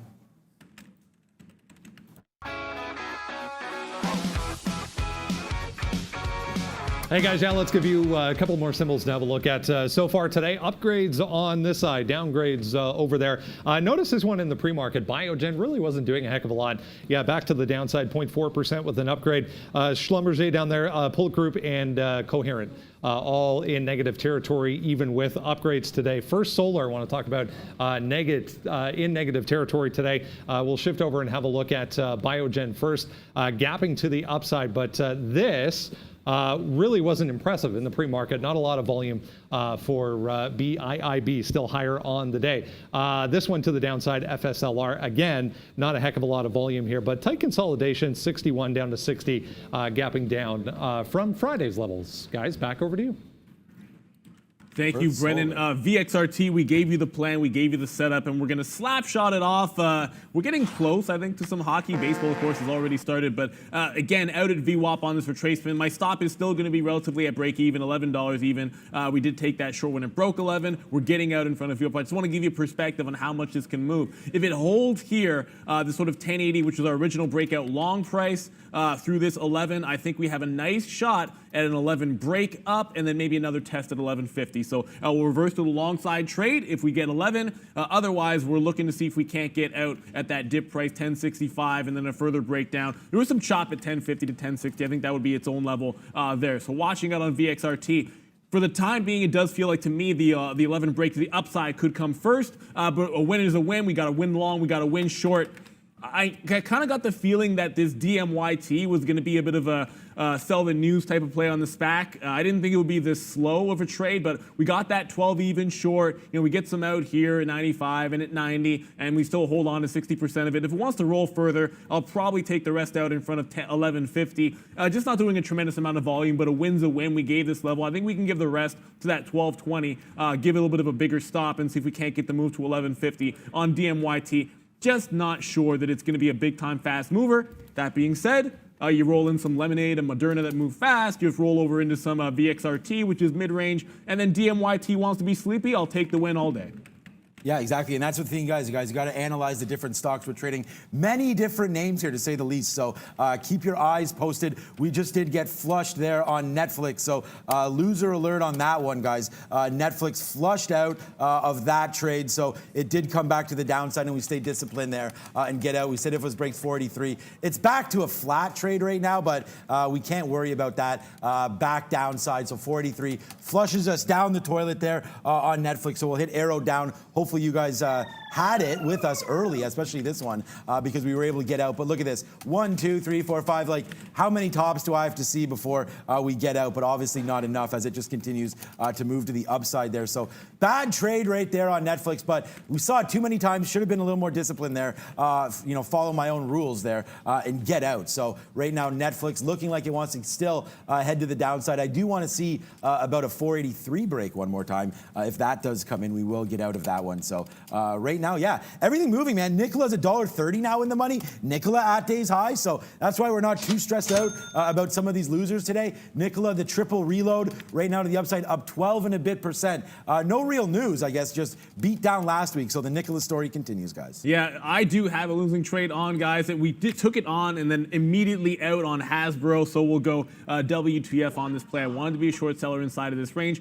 When you miss the first move on a stock like this, essentially you're looking for a good risk to reward. It was this range, 71 and 72, looking to catch the breakdown, but the stop is always going to be at the top end of the range. I'm not going to give it any further. If you want a secondary push, it's probably going to be see if it can test that opening range high. That's the only price I'll jump back in and be a seller on. So we're looking at 74 to 75 entry with a 75.50 stop. That's a couple of dollars away, so I'm not going to sit there holding my breath for that move. Just to update you, DMYT. Sometimes you got to be a little bit patient with these plays. I know it's exciting to see, to hit like Lemonade or Moderna, catch a quick move, but this one. It took a little while in this consolidation at 12, but another ramp to the downside. We're going to get some more shares out at 70. Right here, we just got out there. I don't know. Net going to the moon on this stock. It's actually not as sleepy as I thought. Since I talked about it being slow, in literally 5 minutes, we're getting it rolling off the cliff towards my 1150 target. So last share is on here at 12. Stop is now at break even as opposed to 12.20. This cannot be a losing trade unless you count slippage, which on this one, probably about 5 cents maximum. But if we can get a 45-cent win on a $12 stock in the last 10%, be very happy with that. DMYT, sell the SPAC on the news. Yeah, hell yeah. Good one there. Okay, so Netflix, like I said, would be $1 winner now if we didn't dump it, but we stayed disciplined. We're going to go along again, 486 through the top. We'll give that one more try. But right now, it's still, man, explosion of some money here with Nicola, still making upside moves up to 34. Thank you for all the love on Twitter. Thank you for all the love on Instagram as well. We're back, and we're making some money today. What's up, Brandon? I was just seeing green growth, guys. That's in Toronto, so it's just a Canadian stock. So GGB. .cn, I believe it is. So sector-wide, it looks like some of the cannabis names still showing some strength and popping up on volume charts, guys.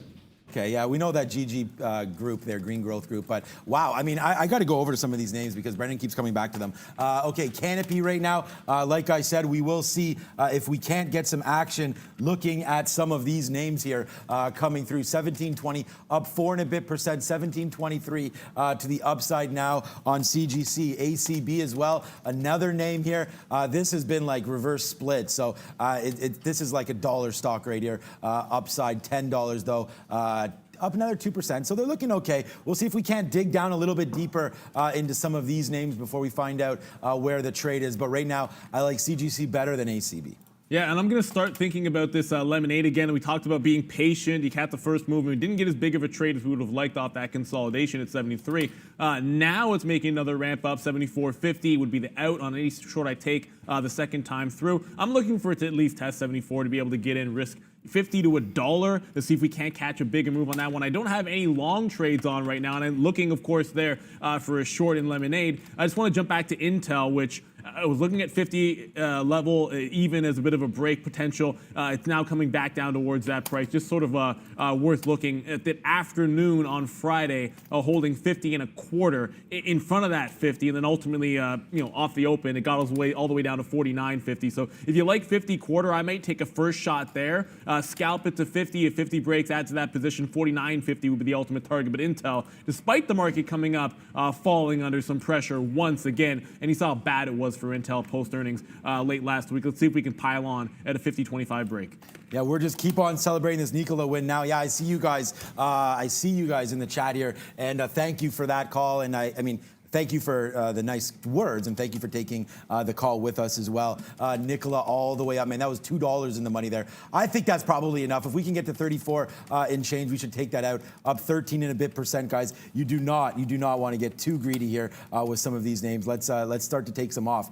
Nicola, my #1 stock today. So big time trading happening over there. Really happy with it. I don't know. Do we give it to 34.60? Keeps wanting to go. So let's just check out this stock on a daily chart. Obviously nothing until this 36, 37 level, but we're getting close. So let's hold some Nicola and see what we can do with it. But right now, obviously look at this stock, guys. It just keeps on going. Big time win. Bang it out right there, guys. $2 and change right now. So we turn smiley face right now on Nicola. Thank you. Oh, wow. Look at that timing. Fantastic. Still upside. $2 plus change. We just tweet that out, and we do our famous tweet here when we go Nicola, because that one, just a big trade right here, guys. Big time mover. Let's keep this going. We talked about it early and often, and now it's just running to the moon here. Good little out, maybe 34.40. Let's take this thing out and just move on, because Nicola, what a big move. I wonder if anyone actually gets that reference. I mean, I remember that commercial. If you know the brand of, I believe it was like a cough drop or something like that. Yep, Either way, yep. throw it in the Throat chat lozenge. if you guys know, but it's a famous one. I just want to give an update here. At one point, I think it showed me in the position board long DMYT. That is not the case. You should see only shorts on this stock. I've had one short at 12. It is bouncing back now, only holding 20% left on this thing. But I did just get into Intel. I just mentioned that 50 quarter.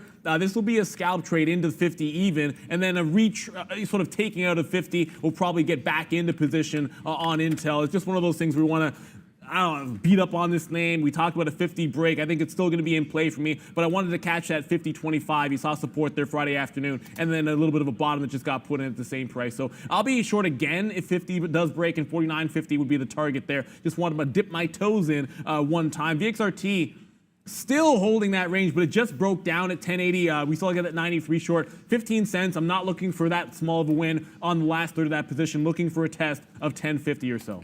Netflix coming through as well, guys. We can see about a 482.70 break or so on Netflix. That was where I got wicked down and out there, which is fine. So we get out there. Obviously, we would have liked to hold that backside, but we'll wait. Look, futures starting. I thought they were starting to come back down, and they did not.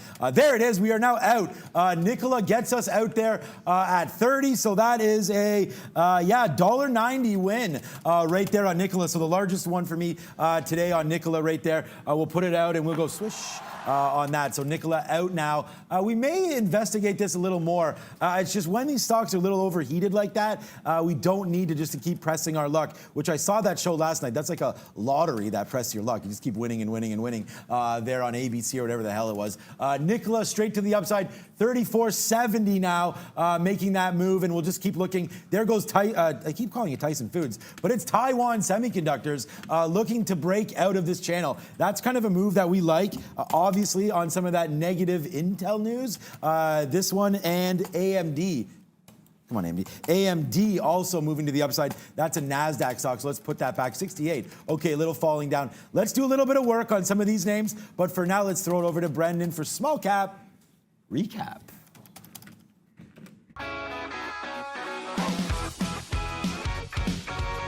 Hey guys, yeah, small cap time. A little bit sleepy so far in small cap world today outside of that Socket Mobile micro cap stock, SCKT. I want to mention this one, HTBX, Heat Biotech.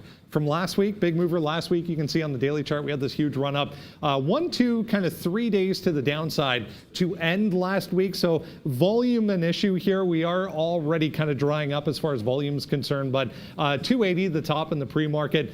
This was also 270. So that kind of range, any kind of move up into that was looking to fade that 280 level this morning. Already back down to basically where we were trading on Friday for HTBX.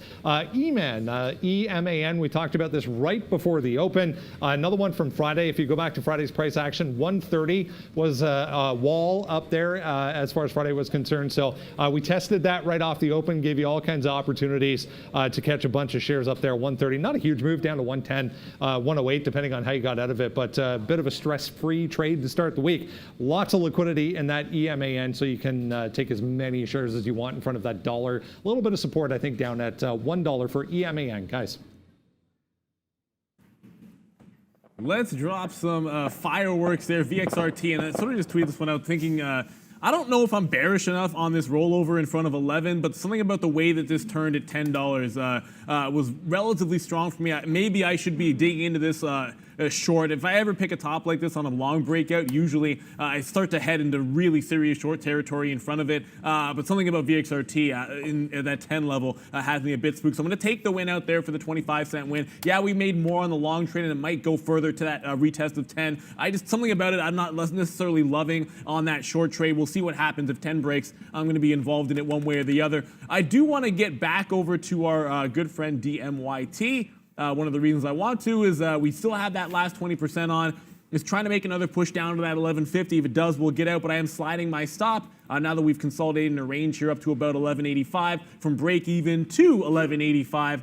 Sort of speaking of these, worth noting a little bit later on in the session here, just looking at the time, coming up, we do have our discussion on SPACs. form of IPOs. Obviously, they are in play. You see a lot of them, Nikola being the more famous one, I think, than the one you're seeing today. But check it out on our Market Wisdom page. Coming up, it will be released today. We try to get as many of these to you that are requested topics, and we had a lot coming through for what is a SPAC, as they are all the rage, but relatively new to some people. Brennan, what do you got for us? I just noticed this one, guys. Willem, WHLM, 207%, just halted and resumed. So big volume spike on the resume. It ripped $1.50 on the open. So 10 up to about 11.50 there. Going to check into WHLM, guys.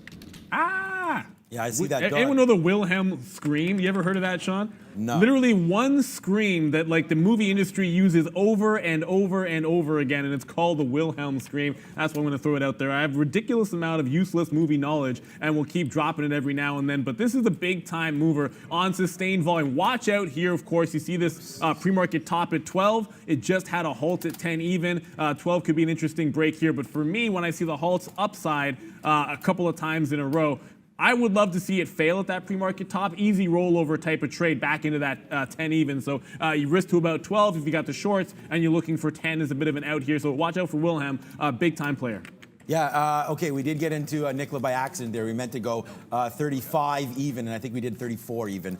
So Nikola, we're in a little bit of shares here, but it's a small position. We'll dump it if it breaks below 34. And then, yeah, people telling me Nikola's still going. Yeah, sure it did. Went upside, but now we're fading back down a little bit. So this is why we tried to dump some Nikola and not get too worried about missing some of that upside. The only other trade right now, we're going to try to go back into Netflix on the downside, not really breaking. Futures, man, still staying up high. I wrote down Microsoft was at 204 here. That looks like a great little spot there. Bounced off there in the pre-market. Now some of these big guys are starting to turn, right? And so we got to watch out here. Some rotation, obviously, in when the market's up 0.67 and the tech names are down. People rotating out of tech, guys, and into some of these other ones like gold. You're seeing gold near all-time highs today, fading back, but still there. Microsoft coming through as well. Let's check out Tesla. Is that below 1400? It is not. It's at 1450. We gave you some areas here in the pre-market, including this 1450 break. And honestly, man, like I really hope someone gave, I think it was a $20 or $5 super chat, and yours truly gave you guys this 1450. I did not take it, but if you did, wow, welcome to the wild side on that one. 1450, great little break there on Tesla. I hope those of you had that. We can also look back. I want to check Snapchat real quick. Snapchat's a big one. What's up, Neil? So much money for if Neil. People haven't rolled out of Intel there, and you talk about sort of rotating, they might be doing a little bit more of that today. We caught that 50-25 break. Like I said, scalp it all out in front of 50. That's going to be my style. If we can catch a 50 break, that's a second trade in and of itself. Also might give you some support down there at that obvious round number. And then 49.50 was the other level. So it took another leg out in front of this 50 round out. Looking at that Wilhelm, guys, got to pay for some shorts if we can get them, but turn on a dime at 12, like we said, it very well might. mRNA actually breaks to the upside, getting a little VWAP breakout through that 78 price. So we hunt the short all morning long. We like that 78. It's going to be a scalp trade. For me, I think you can dig into shorts. If it's going to be long post news on Moderna, I'm going to be taking it out in front of 79 for a quick little breakout trade. I would love to see it, test that one for one more short trade, but just catching a quick little break here on mRNA, guys. Yeah, we're going to go back to Hydration Nation. What up to everybody out there rocking it with me as well. Hopefully you guys are staying up with it. This weekend we were not doing too much Hydration Nation, but we were drinking water and booze. A little bit of water. But we'll keep going on the water right now as we go. Yeah, I want to look at Snapchat. I was really thinking that we could take out this top today. I think a lot of content producers, I don't know, are moving away from Snapchat or moving into Snapchat away from TikTok, wondering about possibly getting scared off from some regulators. Right there, Netflix takes out the top and we go long. So once again, guys, Netflix is going to continue to do this to us. We had this, and I don't want to trade this in the middle, but it does take out this top. Let's see if we can't rotate back into a winner here with Netflix. What up, B? I just saw this one as well, guys. Emergent Biosolutions up this morning. They did a deal with AstraZeneca as far as manufacturing and looks like distribution as well of their potential vaccine. So EBS up about 4% still, holding this 93. Thinly traded stock, but EBS on the move, guys. EBS going to add that one to the list. Look, a lot of these names are going to throw into the quote board. Doesn't mean you got to trade them, but you got to watch them. That's one thing that Brendan's going to do for you here. You know, we talk about the names that are on our watch list every single morning from 9 to 9:30, but that's not the be-all, end-all. You tune in live because you want to see some of these breaking news or high flyers, big-time volume spikes, real-time. That's just one of the benefits you're going to see here, guys. And ultimately, you know, it's just another reason why I feel like people should be joining the channel. I just want to get back to Lemonade for a second. We talked about this little 74.50 area. I did try to pick up some shares at 74 on a rollover in front of that price. It actually turned on a dime just shy. So as much as I would have liked it, I'm going to stick to my guns. I'm not going to chase it too far down. I did want 74 to 74.50 as an entry. I'm not going to get anything worse than that. Intel coming back up towards that quarter. Not worth a reload for me. We anticipated it might bounce off of 50 even. It looks like it's going to do it now. Go break even stop on the rest of this trade and then hunt for the next one at a 50 break downside. Here's some traders talking about that buy out there, so watch out for that one moving around as well. Soho or Sogo. Okay, Netflix right now back to the upside now. We'll see if that one wants to keep going. I think it should, but again, it's been super, super choppy. Let's see if we can't take back to the upside right now on Netflix. Brendan again, what up, bud? A little penny stock, guys. If you're into the penny stock game, ATNM on the NYSE Exchange is popping up on a volume scanner. You can see just broke 2-day highs, or trying to break the day highs here. They appointed a new CEO today. It's another pharmaceutical names. Okay. Yeah, and I talked about this socket, how, you know, we didn't have locates, couldn't go short, would have loved to go short off that test of 4 even multiple times, the consolidation, and why you shouldn't take this to heart at 320 in the pre-market, that little level. Would not have been long in front of it, said don't go long in front of it. It's still falling to the downside. Watch out, if you're hanging on to this one in 3 breaks, I don't know what to tell you. There are all kinds of reasons why I would have been dumping it. Sometimes the afternoon can give you a secondary push. I think you're better off waiting for a price at that time. We have no locates on WHLM either, so we'll have to get away from that for the time being. I do want to jump quickly back to VXRT. I am now flat on this trade. I'm still looking for an 11 even break. I feel like maybe I'm not bearish enough. Maybe 10.50, a little breakdown gives you 20, 30 cents worth of a scalp. But I get anything out in front of that 10 even level. Does look like a firm bottom there that you want to take for its own trade at that price. So look for an 11 break to the upside. Stop is still locked and loaded for that. Otherwise, this 10.50 break down for a scalp, 20 to 30 cents, probably on the maximum end of that range, depending on what the slippage might be. Break even now on Intel. If it breaks back above 50.25, we'll just take this one off. All right, guys, and here we go, guys. Nice little trade, a banger right there, finally on Netflix. Look at that out, guys. You're probably not going to find a better one than that, as we let our greed get the best of us. Not this time, guys. We take it out up here, 487.40. This is a nice $1.30 winner, so it's not 10 cents, it's not 15 cents. This is a $1.30 here on Netflix. You have to do that kind of stuff. It's a $500 stock, so we need to make some money on that one. Upside now, bring us back to life on Netflix. So we go loser here as we get this crazy wick on the way down. But we don't let this little range get the best of us. We take out 2/3 of our position. Now the only stock that we're holding is this 65-cent win right now on Netflix. We are long 486 and change. So that's not a horrible one. We will look at mRNA. Oh, wow. Taiwan Semi, guys. This is the one that we had early down here. Should have reloaded when it dropped back down to here. Again, that's the one thing I'm going to try to do better coming up for you guys, is stick with some of the names that we've been watching and then look for reload opportunities, because too many missed opportunities today with Space, with Nikola, and now with Taiwan, Brendan. I just wanted to mention that mRNA, guys, there is a call going on right now, National Institution of Health call, where apparently they have said that mRNA could get emergency use designation on this vaccine by the end of the year. So within the 2020 calendar they're talking about, guys.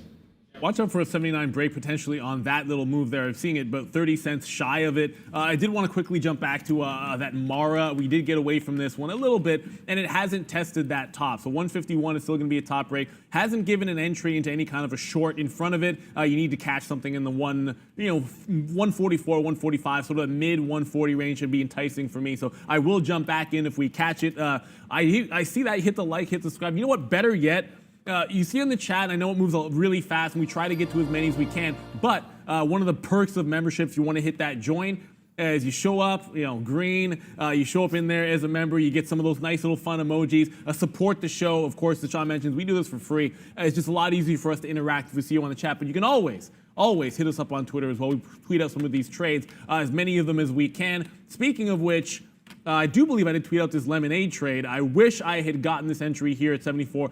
Come and gone. We're still looking for a 71 break to the downside. If it takes out the bottom, I'm going to take that short whenever it does happen. Otherwise, it is this 74.50 level that we're interested in on lemonade. Still got DMYT in the money. 25 cents is great in a $12 stock. I'm looking for about 40 on this last little bit that we got, the last 20%. All right, yeah, everything turning up profitable today. So Taiwan, we just missed that one. We talked about it before, but I don't mind this 82 breakout to the top side once again on Taiwan semis. We do have our guest trader of the day coming through very soon at 11 o'clock, so get ready. We'll be on with her, and she'll discuss a little bit about her adventures through guest trader of the day. We'll wait for the name dropping once we're ready for that at 11 o'clock. Okay, Taiwan still going up. Nicola 33.60 there, nice out. Let's wait to see what does happen. We're back at this consolidation point of Nicola, possible reload situation right there on NKLA. Other than that, man, right now I'm just holding on to this 85-cent winner right now on Netflix, seeing if we can't take out the top. If we do that, don't worry, you'll see the horns going. What up, B? I just saw this AEP, guys, if you're wondering, 8% to the downside. American Electric Power getting crushed today.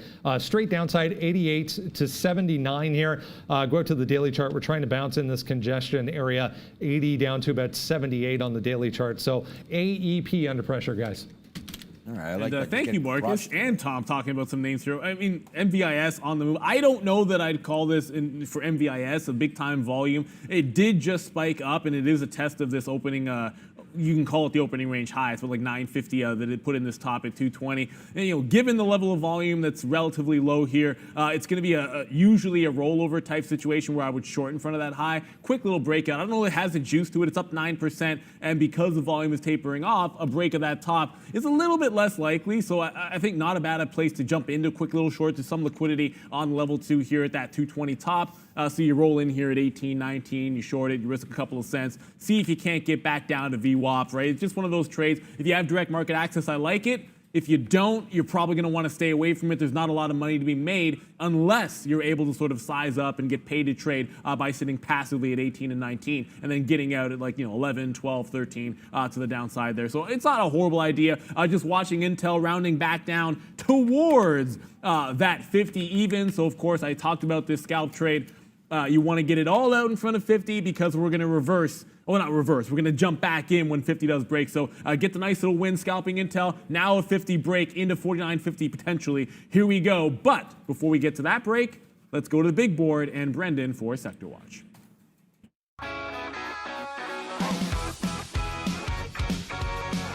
Hey guys, yeah, I'm here. Let's have a look at the S&P 500 here, 0.6% to the upside. I was just noticing, yeah, that AEP leading this group, the utilities group, to the downside here. EIX 3.6% as well, but utilities all under pressure. But yeah, AEP leading the way to the downside for that one. I didn't see any significant headlines on it, but must be. I'll keep digging.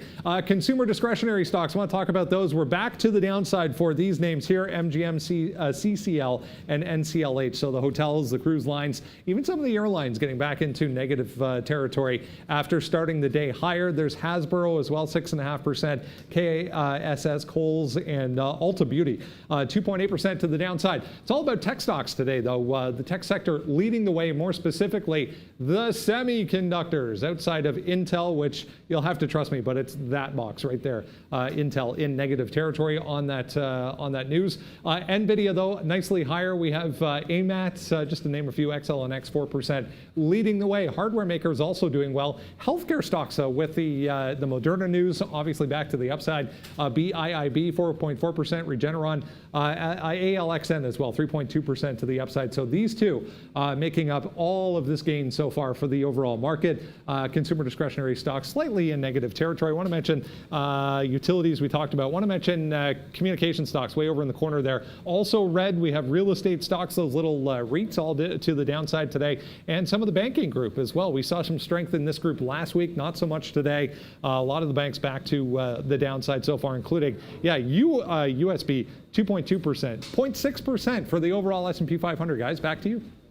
And here we go. Thank you so much, Brendan. Good little recap there. Very in-depth, but we take out the hammer and bang it out. Those of you giving the love on the chat, thank you so much.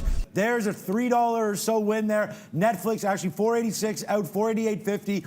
$2.50 win there on Netflix on the last third. So Netflix back upside. So nice little trading happening on Netflix. All you had to do to basically have a big, huge day was not get out of this one there, out of a 2/3 of the last bit of our Netflix trade. We take this, win, then dump this one basically at the low of the day. But like I said, discipline, not going to find a more disciplined trader. So you have to stick with your rules there, guys. We get out $488.40 there for a nice little $2.50 win on Netflix. Let's just keep the train rolling, man. Great trade there. Really happy with it. Thank God it came back. We'll continue to make the money, though. Nikola, Netflix, Space. Space we lost on. So Space was a nice little long off the open. Took a little bit of profit, averaged in. Profit. Took some more, and then got out here for like a 50-cent loser. So I think we might still be net okay, but too many shares, too big a loser there on that name. Donkey Kong, though, down 7%. That's DraftKings. There, moving downside now. I thought that we had some protection here, like I said early on at 37. I'm not sure, Brendan, but this is like straight downside here on DraftKings, so maybe worth a look to see if something's come out on there. But top. Now we're making more bottoms. Let's just check out quickly a daily chart. I know DraftKings is relatively new there on the SPAC, but we'll wait to see 34.30. What is this level? 34.20 or so right here on DraftKings. So you may get a bounce. Not a horrible spot to take a long now, but with limited information here, all of a sudden, man, this thing just turns down 7%. So on that note, I hear in my ear, Brendan, maybe you have something. Yeah, not a heck of a lot, unfortunately. There was a couple of moves as far as rating agencies are concerned. Raymond James with the downgrade. There's a new position acquired there as well for Raymond James. And Global Cord. Oppenheimer as well, reaffirming a buy rating on DraftKings today as well. But yeah, not seeing any other headlines for Donkey Kong at this point, guys. Oh, the games are canceled today? Marlins and Yankees? Yeah, Marlins, 10 members of the Marlins positive for COVID. So, yeah, that's not going to be good for, like, we kind of said this. I mean, there's a bubble for NBA. There's a bubble for hockey. There's a world of trouble for Major League Baseball. I'm watching games with guys wearing masks, coming back in the dugout and high-fiving like nothing's going on. So obviously running into some trouble there. Just want to jump back to VXRT very, very quickly here. The roller coaster continues. Broke that 1050 to the downside, so we scalped some short. I said we get everything out in front of 10 even. That level, a little too spicy for me to battle if I'm going to be a short seller.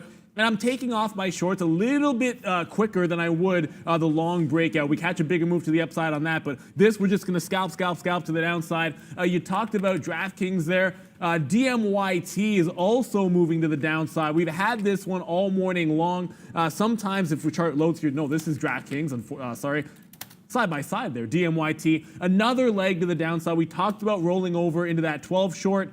Never really threatened us. Once it broke down, the last 20% we're going to get in front of 1150, which has been our target all morning long. So a nice short trade on DMYT. Maybe not the volatility I would have expected or the speed, but a winning trade. The winning trade to catch that trend, find a level. My stop is break even. We'll either get that 40-cent move, check that 45 cents on the last little bit, or it'll be break even.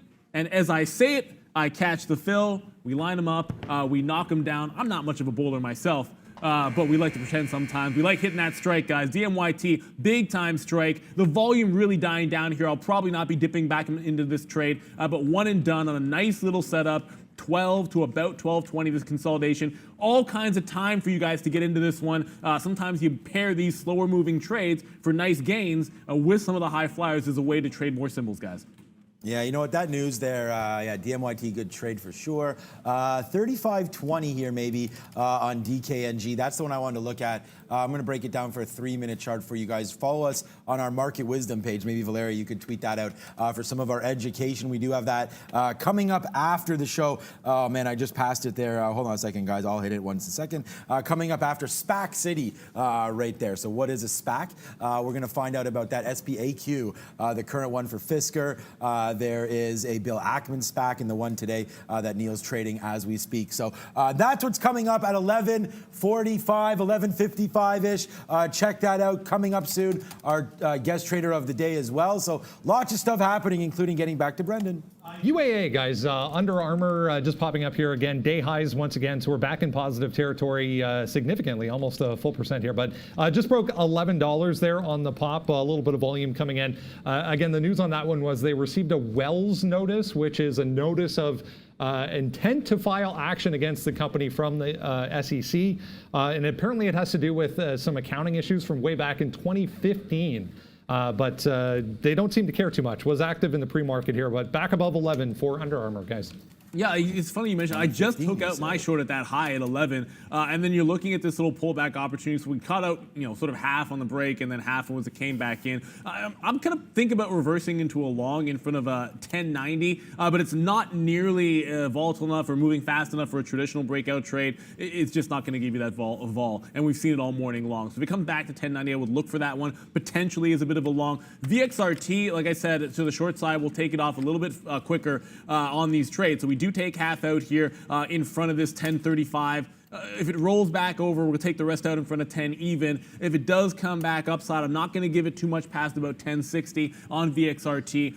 We're all out of that DMYT, so that game is temporarily over, but we're not necessarily done with that lemonade trade. It is still consolidating here around VWAP. It's a breakdown at 71. At 74.50, I'm not breaking long. I'm looking to see if we can take one more shot short in front of that resistance on Lemonade. It was a good one already once this morning. VXRT to the short side, and guess what Intel did?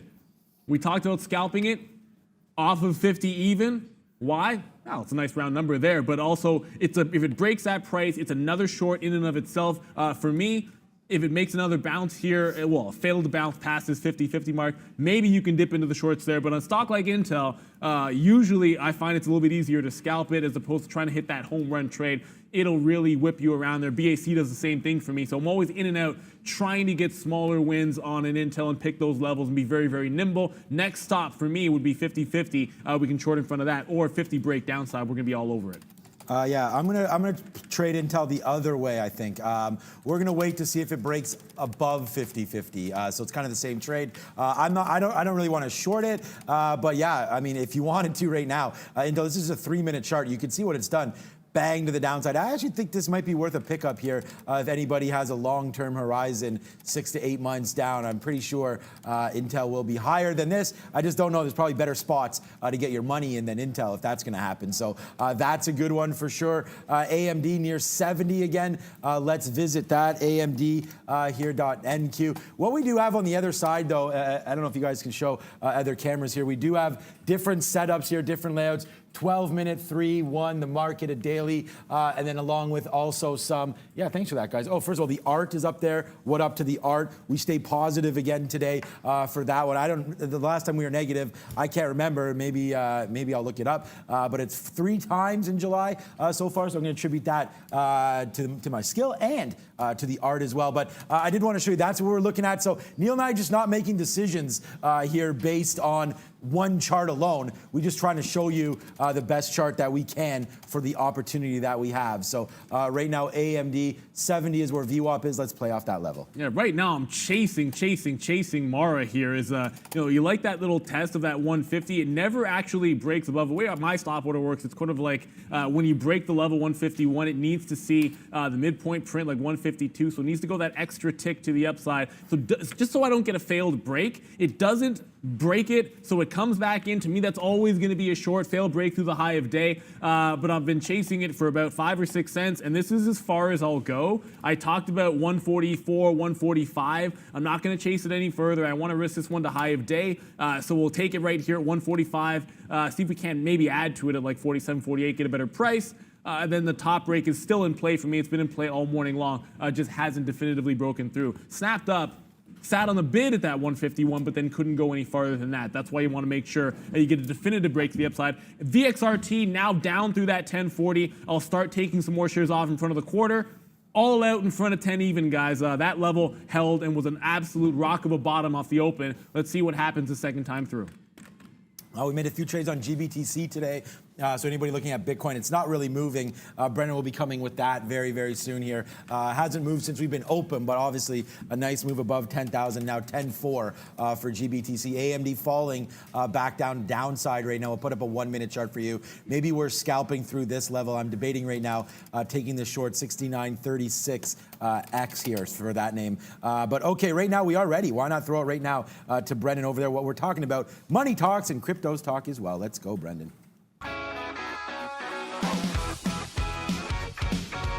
Hey guys, yeah, currency time. We'll show you that multi-day move here on Bitcoin. You can see over on the chart going back to the end of last week. I wanted to highlight this. I zoomed in on this a little bit. It's an hourly chart, so it shows multiple days, obviously. The last time we were up here, 10,200 was this high, and that was back on June 2nd. So right at the beginning of June, Bitcoin touched 10,200. But yeah, going back to last week, we tagged 10,000, then straight through to the upside. Nice look there, 10,400, as Sean mentioned. Where is it? 8%, 10,400 and change for Bitcoin. Ethereum following suit here as well. 12.5% to the upside today for Ethereum. Possibly the bigger move percentage-wise, definitely. Anyways, 321 now for Ethereum. Overall, the rest kind of dealing with US dollar weakness once again. So you're seeing big moves. Euro up a full percent, 117.7. Canadian dollar a 0.25%, 74.75. British pound here about a full percent at one point today, 128 and change. Australia, New Zealand here, both significantly higher, 0.6% for both of those to the upside. Japanese yen and Swiss franc to the downside, as we typically see when we see a little more volatility. Guys, back over to you. Thank you, Brendan. Another name that Brendan actually gave to us was that EBS. Sort of coming off of that little high here, consolidating. Look, it's relatively low volume, only doing a couple of 100,000 shares, but at this time of day, if it does ever make another run at that 94, I think it's very unlikely to break that top. It might be worth a shot in front of it. Intel, oddly enough, I was sort of looking to if we could catch a short in front of that 50-50. Yeah, that's not going to be, we're not going to be getting that one anytime soon. We already rolled over the first time. You had to sort of take it on the way up. On the way back down, you're chasing it quite a bit. I still like that 50 level, certainly for a short break, but at this time of day, getting to that 11 o'clock hour, usually worth a bit of a try to bottom pick on a stable, relatively stable type of stock like an Intel, so maybe like a 50.05 in front there. You get a little scalp to the upside. Still going to go short at 50 no matter what, but if it consolidates in front of that level, can be worth it for a nice little 10, 15, 20 cent type of win in front of that price. MARA takes a top off, so we are now long reversal on that one on a 151, 152 area break. 153 we got as a price. Hopefully this one can be a big time runner. Already up 50% on this name. Yeah, exactly. mRNA there, MARA, their Bitcoin name there. So we're still trying to stare at this name here, AMD, in the face to see if we can't get that 70 break. It doesn't look like that wants to come through. Another name here on look right now is Roku, as that continues to push its high of the day. Again, if you own a Roku, put it in the chat there. I think it's not a huge product, but with obviously, I mean, it is a huge product. I'm just saying there's a lot of competition right now in this space, but Roku continues to be strong, man, in this pandemic. Everyone's switching over.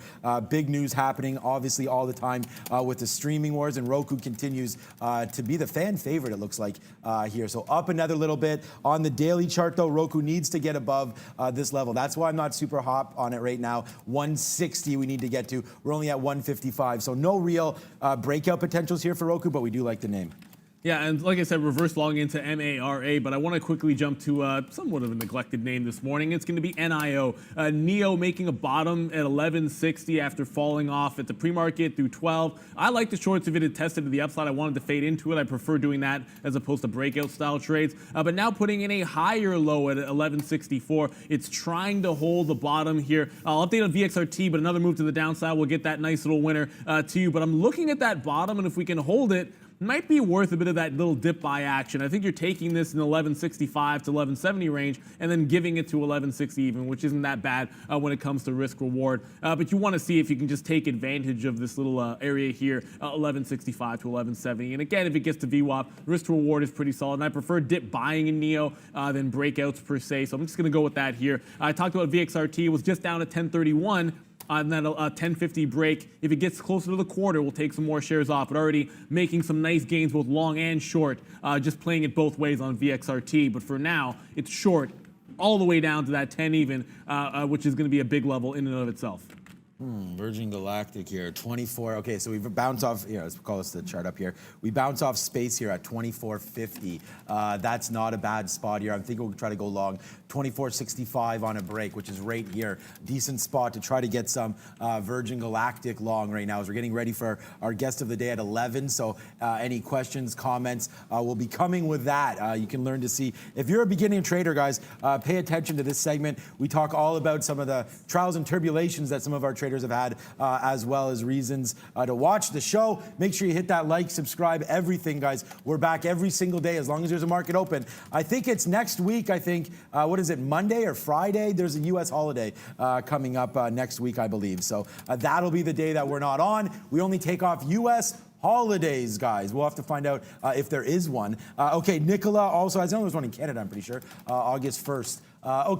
Coming up here, $34. This is a 1 minute chart on Nicola. Watch out for this little break here, 34.13, 34.20. We do like that name here on a downside, or upside break. Already up 13%. That's why we dumped it, guys. Yeah, just going to update you on VXRT. I am sliding my stop down to 10.55. We've taken half out, but you see this consolidation at 10.30. And again, it just sort of follows the theme that I'm not nearly as bearish as I would normally be seeing this retracement here. So I'm going to slide my stop down. I don't want to turn this particular trade into a loser, so going to tighten this one up to 10.55. It's just one of those things where sometimes you listen to your gut, and I'm going to see if we're right or wrong here on this. If I'd been stronger with the short trades, certainly we could have held on, but we've taken a couple of stabs here, 11 short and then a 10.50, and both of them have worked out. I think 10 even was such a firm level to the downside. It's just worth being a little bit prudent here. So as I said, sliding this little stop on VXRT, and then that NEO trade, we're going to slide in front of that low of the day. I did execute in here, and again, if it breaks this 11.60, it was a quick little 5-cent type of look at that bottom at NIO. I do prefer dip buying, and we're going to lose about 5 or 6 cents on this one if it takes that shot to the downside. I'm not going to dig in. I'm not going to average in. This is one of those trades where it's one shot and done. If it holds, great. If it doesn't, I'm out very, very quickly on an 11.60 break. Okay, guys, 11:10 is the guest of the day coming on board. Oh man, like I was just looking at Nicola. We talked about taking that 33 break there. We missed it, 33.65. Damn it, what was I doing here? Just messaging around, but we definitely missed that trade. 34.20 is coming through as well. We looked at DraftKings. That was another one that we wanted to make sure we got. What are the futures doing? Futures coming back. Darn it. Futures coming back downside right now. Oh, it was Space was the one. Oops, not SPCDE. SPCE over here on New York. If you ever see NY versus NQ, that's what that means. NY is something that's listed on the NYSE, the New York Stock Exchange. Everything else, NQ, AM, would be NYSE American, NQ. If you ever see a PK, that's Pink Sheets, which they don't like that name, but it's OTC markets.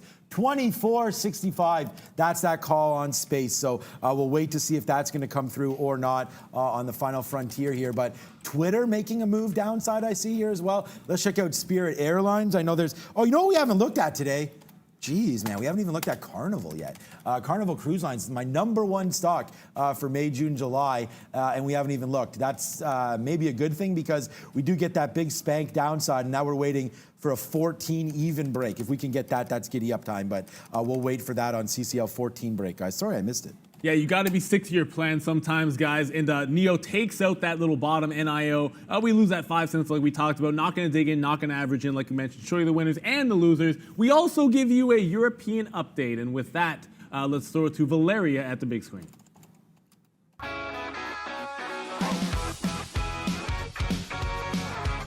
Hey guys, welcome to the European update. Europe is in a mixed territory today as Britain imposed a quarantine on travelers coming back from Spain. Spain is down 1.81%. Britain is down 0.11%. Italy is down 0.41%. Germany is up 0.3%. And Russia is up 1.01%.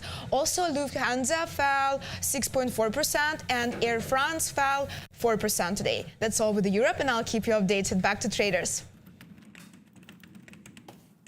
Just want to quickly update here. mRNA about to take off that 79 level we've been watching here. It's been basically short trades, a quick little try at the break of VWAP there. That would have given you $1. I was certainly looking for a tight stop, and unfortunately we got wicked out for only losing about 20 cents. It's been the short for the entire time all morning, but now you get that positive possible positive news coming through from Brendan there. Not really doing any extra volume. Let's get a 79 break for a scalp trade, but also watch out for Intel, which is once again testing that 50 bottom. We did mention this one possibly breaking through that price at 50 even and taking the short. It is resisting rather heavily here, so I would like to see that break before I get into shares. MARA, we have that one to the long side on a 153 break. I need to see a break above that 158 to 160 before I start taking any profit on that. 5 cents is good. Maybe I'll start taking maybe like a 20% off there. VXRT, we just keep disco balling this one. VXRT to the downside continuously after catching that nice breakout long. It's been all short at 11, then 10.50. Just got some more shares out in front of the 10 quarter. Like I did mention, of course, 10 even will be all flat if it ever gets there. Brendan, what do you got for it? I was just seeing Riot Blockchain, guys, back on a volume scanner. So to the downside this time, broke above 3, we're back below. So on the way back down, popped up with some sell volume pressure here on RIOT. Mara going higher, but Riot not so much, guys. All right, well, let's see what happens with Riot Blockchain. There goes Moderna. We miss the punch long. So we try to get that punch long on Moderna breaking through 79. We missed it. Good little trade. Did you get that, Neil? I'm slipped to 15 on that one, so I had to cross up a little bit on Moderna. You like a price on a 79 break at like 05, 06 if you can get it. All the way to 15. You have to watch out when these high flyers start going.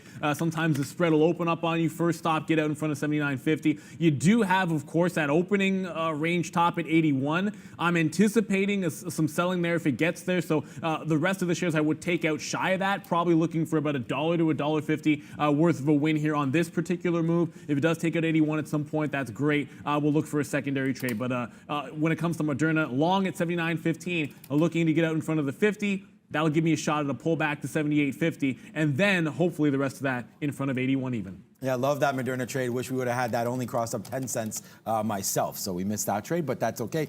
Neil has it on. Nice little win there.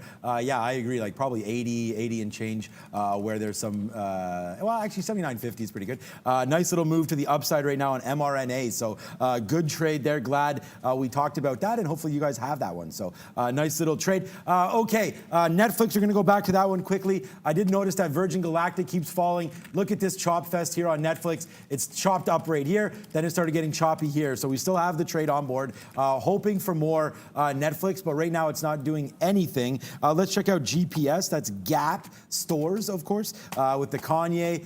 They now have their spokesperson is now running for president. So I don't think that's actually going to be happening, but Gap Stores, yeah, we'll just kid about that one. I thought they were moving back up here, but my scanner showed they're moving, but I don't really see this one moving at all. So nothing to see here on Gap Stores, which reminds me though, Macy's is a great short. We'd like to continue to trade that one to the short side if we could right now, but Macy's already making that 2% move down. So more to come on Macy's for sure, guys. But right now making that move down. And everything gold, which is Barrick Gold today, up a nice little 6%. Yeah, that's a beast. Look at the daily chart here. You could have just picked this up in March at 15. Talk about a solid investment up to 30 there. Melt that gold down and make your wife something nice, guys. All the way up to $30. But right now, you may not want to melt it down. You may want to sell it. Yeah, watch out. Intel right at that 50 level, but I just took out that mRNA. Some of it in front of that 79.50. Next stop will be in front of an 81. But the story right now is a buyer on Intel was 500,000 shares is what I saw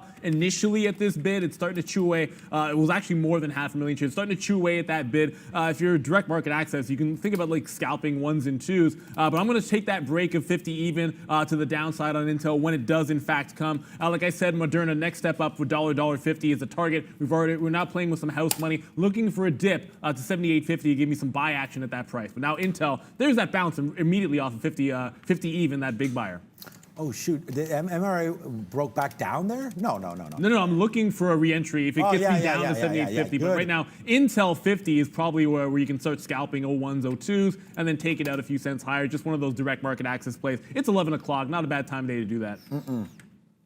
We're also trying to get this, keep this Hydration Nation going. We're drinking coffee on this Monday morning. It's been a fun day today. Not as fun as I had on the weekend. I hope you guys had a great weekend as well. And it was so much fun that, yeah, I was already thinking about the next holiday, but it's not till Labor Day. So September, whatever you said, Brendan, 5, 6, 7, something like that, whatever that Monday is there in September. We have one here in Canada coming up, but not across the, or I guess not across the pond, down south, for those of you geographically inclined there. MRNA, yeah, breaking through 80. And this is what we talked about. The rotation is on today, guys. It's been on for about 2 or 3 weeks in some of these names here. Not in AMD, but I just mean in the tech sector overall. Like, let's check out Microsoft. Market up 0.6. Microsoft gets back going now, up 0.6 as well. So Microsoft was down here to 200. That would have been a pretty sweet buy. We do like to take out the big stick for Softy, but right now, not seeing much happening. It's very, very choppy. This is what's going to happen. Even though we are near earnings season, you are still going to get a little bit of love and chop fest here from some of these big names. So watch out. Google, Amazon, a lot of names still coming this week. So stay with us as we'll have all the winners for you. Well, maybe not all the winners, but all the names for you as well. Intel, I know Neil's looking at this one, looking at a reload or a possible 50 break, guys. Yeah, I mean, it's still looking at a 50 break. It's just what a nice little scalp it was if you did take it off of that 5, even that big buyer that we showed on level 2. mRNA, just want to update you guys in the plan. Starting to try to roll here at 80 even. We already did take some profit off in front of 79.50. Not going to do it here at 80. I want to see it break that price and then test this opening range top here at 81. That's where we'll look to get the rest of these shares out for hopefully anywhere from like between that $1.25, depending where it rolls over. Brendan has something for us. What do you got there? I think it actually is getting close to guest trader of the day, but not yet.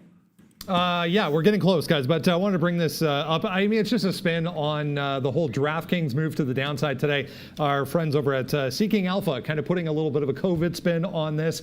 It's worth noting, I just saw a number, actually, Florida reported the fewest cases in 2 weeks today, but apparently a lot of those came from the Miami Marlins camp. So, yeah, DraftKings to the downside could possibly be COVID related, guys. It's all Derek Jeter's fault somehow. Man, Marlins are pretty bad, so it probably is going to help them out somehow not to have a season. But look, I talked about this rolling over in mRNA. It just broke that 80. I was trying to get some shares out here at 80.30. We're not going to be passive with it. Let's see if it gets and starts to test back up to 80.50. We'll probably see if we can take it out in the money, almost a full buck here. Of course, we got slipped on that breakout trade 79. We got 79.15s to the upside. But if we can take this nice little trade, we did give it to you. It does look like it's running into resistance, a little bit shy of what I anticipated, guys. So I'm just going to take this one off. Instead of rolling over here at 81, it's trying to do so here just above that 80. Look, I'm not going to quibble over 30-40 cents at this time of day. We're going to take it off for just shy of $1 win, 50, then a buck on that style of a trade. It's been a short couple of times here, a failed break long, which, you know, this is sort of one of those situations where, yes, I'm going to be up on the stock and it's going to be one of my best today, but this move on the VWAP break at 78, too tight of a stop. We'd stop it out for a 25 cents, which, you know, I think that was my short bias talking there. It was a fantastic look. The breakout's great, but I think the 78 would have been obviously much better. Could have cut $1 twice instead of just once, but way too tight of a stop at that time of day on a stock like Moderna. A winner's a winner. So we'll slap shot it off. Can't use the home run today because baseball might be canceled. Yeah, I think baseball is canceled. Something just happened here. Look at DraftKings, guys. DraftKings, Brendan, just dropped $3 there from 35 down to 32.50 there. Let's call it $2.50 straight down. This is a 1-minute chart there on DraftKings. So obviously something happened there, but it could have been a flush. Now it's coming right back. So there's going to be news to be dropped. It might be something. Go to you, Brendan. Yeah, go. Nothing official yet, guys, but there are a lot of rumors flowing around on the internet saying that, yeah, they have canceled the season. So as soon as I get something actually in stone, I'll let you know. But there are a lot of people on Twitter right now saying it is done, guys. Baseball is the worst run league ever, and you're going to see that happen again today. The bubble. They tried. They failed. They have no idea what they're doing. I said that weeks ago that baseball was never going to happen, but we'll see. At least they gave it a try, so I got to give. Well, they were always some going to that. try. But when you have idiots running the show, that's what happens. Yeah, exactly. And unfortunately, you guys are not following idiots here, but VXRT. I'm not going to sit here and pretend that I know for a fact that 10 even is going to hold. But I look at that level in the morning. I talked about the nothing much in terms of defense down to $8 if you look at the daily. Let's see what does happen. I did take this last shares out in front of 10 like I said I would. Man of my word. So we'll keep piling in the money. It was a long break at 1080. It's been short since 11 even. One trade there and then out in front of 1050 and then back short at 1050 break and then out in front of 10 even. So VXRT, we've slayed this beast. Marcus, one of our longtime viewers, was with us on the long trade. I hope somebody caught that short. But this 10 is about to get tested and put to that test. I'll be taking the short break. If it does, if it bounces to the long side, I'm probably going to try and get some kind of a buy if it holds this bottom. Looking to get back to VWAP, of course, and VXRT. So, I mean, I did put on a short here on DraftKings, very, very small, just to see if we can have some fun. You know, that rumor, honestly, like, they're not just going to come out and say, that's it, we cancel because the Marlins are a bunch of idiots, but maybe that is what happened. We'll wait to see here. You got to protect the players. There was a player there on the Kansas City Chiefs, an O-lineman that's going to go back and help out on the front line there as well. So, yeah, lots of stuff happening right now, guys. He's Canadian, right? Yeah, I believe so. Canadian doctor. Going on the front lines, a doctor. There's VXRT, just broke that, that $10. So just got $9.96. We're slipped to. Look, the floodgates opened up. Look, I told you I didn't know if it would hold. I'd go short if it broke. I'd go long if it consolidated. Obviously, you're seeing the former of those things happen as VXRT. This gift keeps on giving. An 11 break downside, a 10.50 break downside, a 10 even break downside. So we scalped some out there in front of 980. Now we'll see if we can't hang on to the rest for a bigger move. VXRT coming under some pressure. You know, like I said here, you know, $8 would be the next stop on a swing if you can short that. But Brendan's got something for us. What do you got? Okay, so nothing concrete yet, guys, but Major League Baseball has said that they're going to hold an emergency meeting today because of what has happened to the Miami Marlins. So emergency meeting this afternoon with MLB. A decision possibly comes from that meeting, guys. And the good news of that is the Jays absolutely, you know, nothing against the manager, but blew 2 games by horrible managerial decisions. So we weren't going anywhere anyway. So I'm very happy to see that it will not be a complete waste. I got that VXRT short. I mean, Intel, however, Sean, you were looking on the long side of that trade.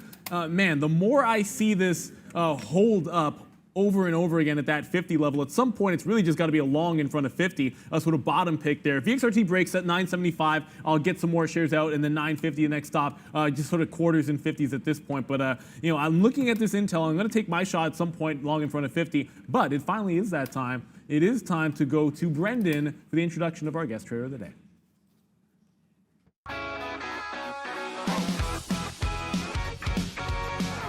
Hey guys, yeah, it's that time. Finally, it's been a busy morning. We're going to have our guest trader of the day joining us in a couple of seconds here. Yeah, I'm still keeping my eye on a couple of Twitter feeds that I trust, and I will give credit to as soon as anything concrete comes out as far as Major League Baseball is concerned. But an emergency meeting set for this afternoon.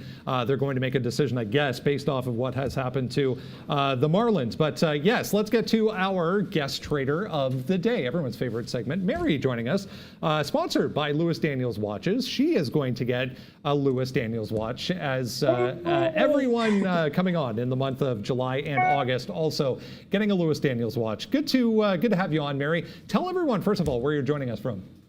Hi guys, I'm all the way in London, England. So, yeah, amazing. A little bit later on in the day for you, obviously, but you're trading and looking at North American markets, which is great. How has your morning been? It's been pretty good. I've gone in quite lightly today because I knew I was going to be on the show. But overall, positive, but mixing with a few negative trades there, but overall positive. It's a lot more volatile than it has been in previous weeks, I've noticed. Indeed, so, yeah. Some strange moves on headlines and vaccine-related stuff. Let's get back to it, Mary. Here's Neil and Sean. Hi, Murray. Welcome to the program. Good to see someone from across the pond. I know we've had a few guests from the United States, but trading over there, different time, obviously. Are you looking primarily at North American stocks or U.S. stocks like we are trading here, or do you ever dabble in Europe? And if so, it's only U.S. How do you manage that balance? You only trade the morning in the open? So at the moment, because I've just got into trading from about March, so I've been following you guys, and you guys have been an amazing tool for me to learn and to follow along with the trades. So I've been doing a lot of American stocks, but I believe my plan is to eventually move more into the London Stock Exchange and Europe and things. But I like the fact that I have options with both. Yeah, I don't know. Sometimes it can be a little boring over there. I don't know if you have any VXRTs like we do see here. Yeah. That 10 break, just to get back to trading for a quick second, it just turned at 955. So I do have 75% of the position out, only holding the last quarter. If it breaks 950, I'll hang on to what I got. Gonna go break even, stop on the rest of these shares at 10. Just want to make sure we keep that winning trade a winning trade per se. Very quickly here. How long have you been trading? How active of a trader would you say you might be? We do talk about this with different traders, different sort of experience levels, different styles of trade.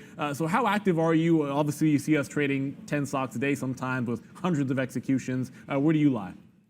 Yeah, so not as experienced as you guys, obviously. So I've been trading since March, since the start of the lockdown. And since then, my executions have increased as I've gained more confidence. But then, obviously, when your confidence gets hit a bit, I have had to pull back and go back to a bit more paper trading. And, with the paper trading, you do feel a lot more confident. So I tend to take a lot more trades with paper trading than I do in real life, naturally.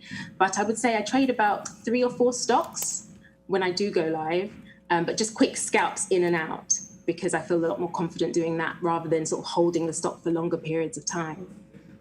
So, I mean, if you're looking at scalping, and you see our sponsor up there, I'm glad to see you're going to be getting that watch, Lewis Daniels. I got mine on, as you can see, sporting it thanks to our sponsor. I just want to jump back to what might be a scalp trade here. We'll see what does happen live as Intel tries to test this bid once again. It has chewed away at that 50 level, at least the first time through. It was over 500,000 shares the first time. I don't know if it's going to be just as big the second. I am still going to go short on the break. I will take at least one shot in front. It's going to be hard not to do. But again, this is more of like a 5, 10, 15 type of scalp trade, I think, than necessarily a home run. Maybe through that 1050 that Sean was talking about, it'll be a little bit better, but I will take at least one crack at this one in front of 50. Reversal to the bottom here, see if we can't get some shares in. When it comes to scalp trading, do you only stick to small cap? Do you dip into some of the bigger names? I like Intel because it's usually pretty stable. I've sort of set up my rules, and with my account size, I don't go like overboard with the larger stocks because I'm trying to keep within that framework. So it's a lot of small caps, but obviously they have a different way of moving with the market. So I'm learning those as well. But trying to dabble in everything so I can get a bit of a wider scope, and then I can sort of finesse the strategy that I want to go into. Sounds definitely good. I mean, you have to sort of stick to some kind of rules. I just want to update. I just did get into Intel, but VXRT is coming right back to that 10 even. That was my entry price on the break to the downside. It turned at 10.50. We talked about the next 50 cents down. I'm going to keep my stop at that relative break even. If it goes back above 10, I'm out. I see some people in the chat talking about it as a long. I don't know. For me, I've been shorting it since that breakout long reversal at the top. I'm going to be done with this name at least for the time being if you catch that break. But it's Intel, hoping we can get a push into this 50 and a quarter. But here comes that 50 even, about to break to the downside. Sean, you going to be in this trade? Intel, I don't know. I mean, I'm in DraftKings right now, and it does go high side. I tried to average into this trade, and yeah, now, I mean, we're still short, man. We're short 33.92 right now, so a nice little 25-cent win or so. But Mary, how is football going over there across the pond? Because we did talk a little bit. I don't know if you're a big sports fan at all. If you are, drop. I've been to Manchester, Old Trafford there, Manchester City. Manchester United plays out of there. But are you a football fan? If so, how's that going? What is, unfortunately, the virus like when you're walking around the streets there out in public? What virus?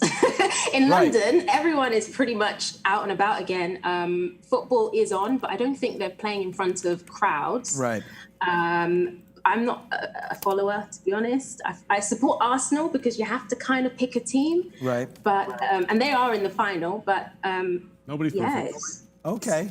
So right there, everyone ignoring. So I feel like you guys are like the southern states there as well. But you know what? I mean, I hope they can get a vaccine sooner rather than later. Okay, right now, guys, DraftKings. I do have a bid out at 33.11 right now. It's kind of random. You know, I'm going to say screw that, but I don't want to say that too bad. Okay, here we come. We're canceling that. DraftKings right now. It's a chicken dinner winner here, Mary. A nice little win for us here. We'll celebrate the chicken dinner. It's a nice little 75-cent win on DraftKings. We step in front of a train a little bit here on the upside, take it in front of 34. Now we have that nice little dollar win here on DKNG. So let's see how far. Here we go again. Slapshot NHL is still on. The Maple Leafs rolling through through Toronto yesterday. I saw that, so they will be playing as well. But here we go. Adios, amigos. There goes DraftKings down to the downsides. It just keeps on pushing. That bottom here, 32.50, guys. We have this on board, and ho-hum, just another dollar winner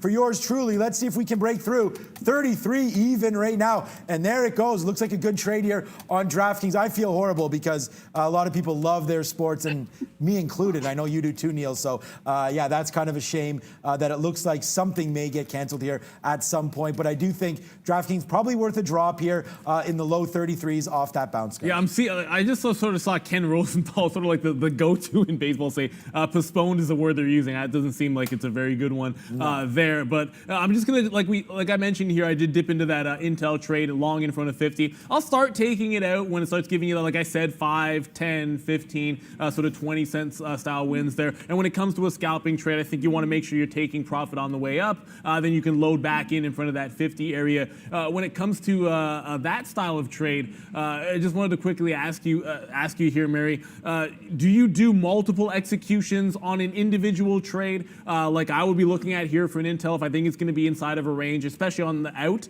I like to take multiple executions out of the trade. Just make sure I can, if it only goes 15 cents, I capture something. If it goes 25, I capture a bit more. When I know there might be a muted range at lunchtime, do you ever do that style, or are you restricted a little bit in terms of your executions?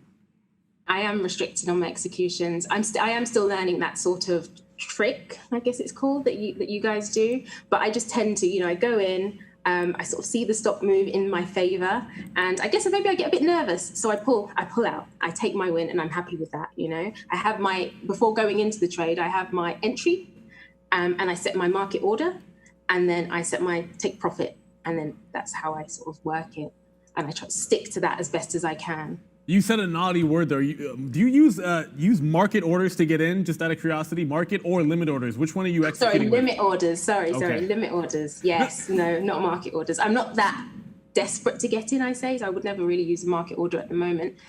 But it is a limit order I go for.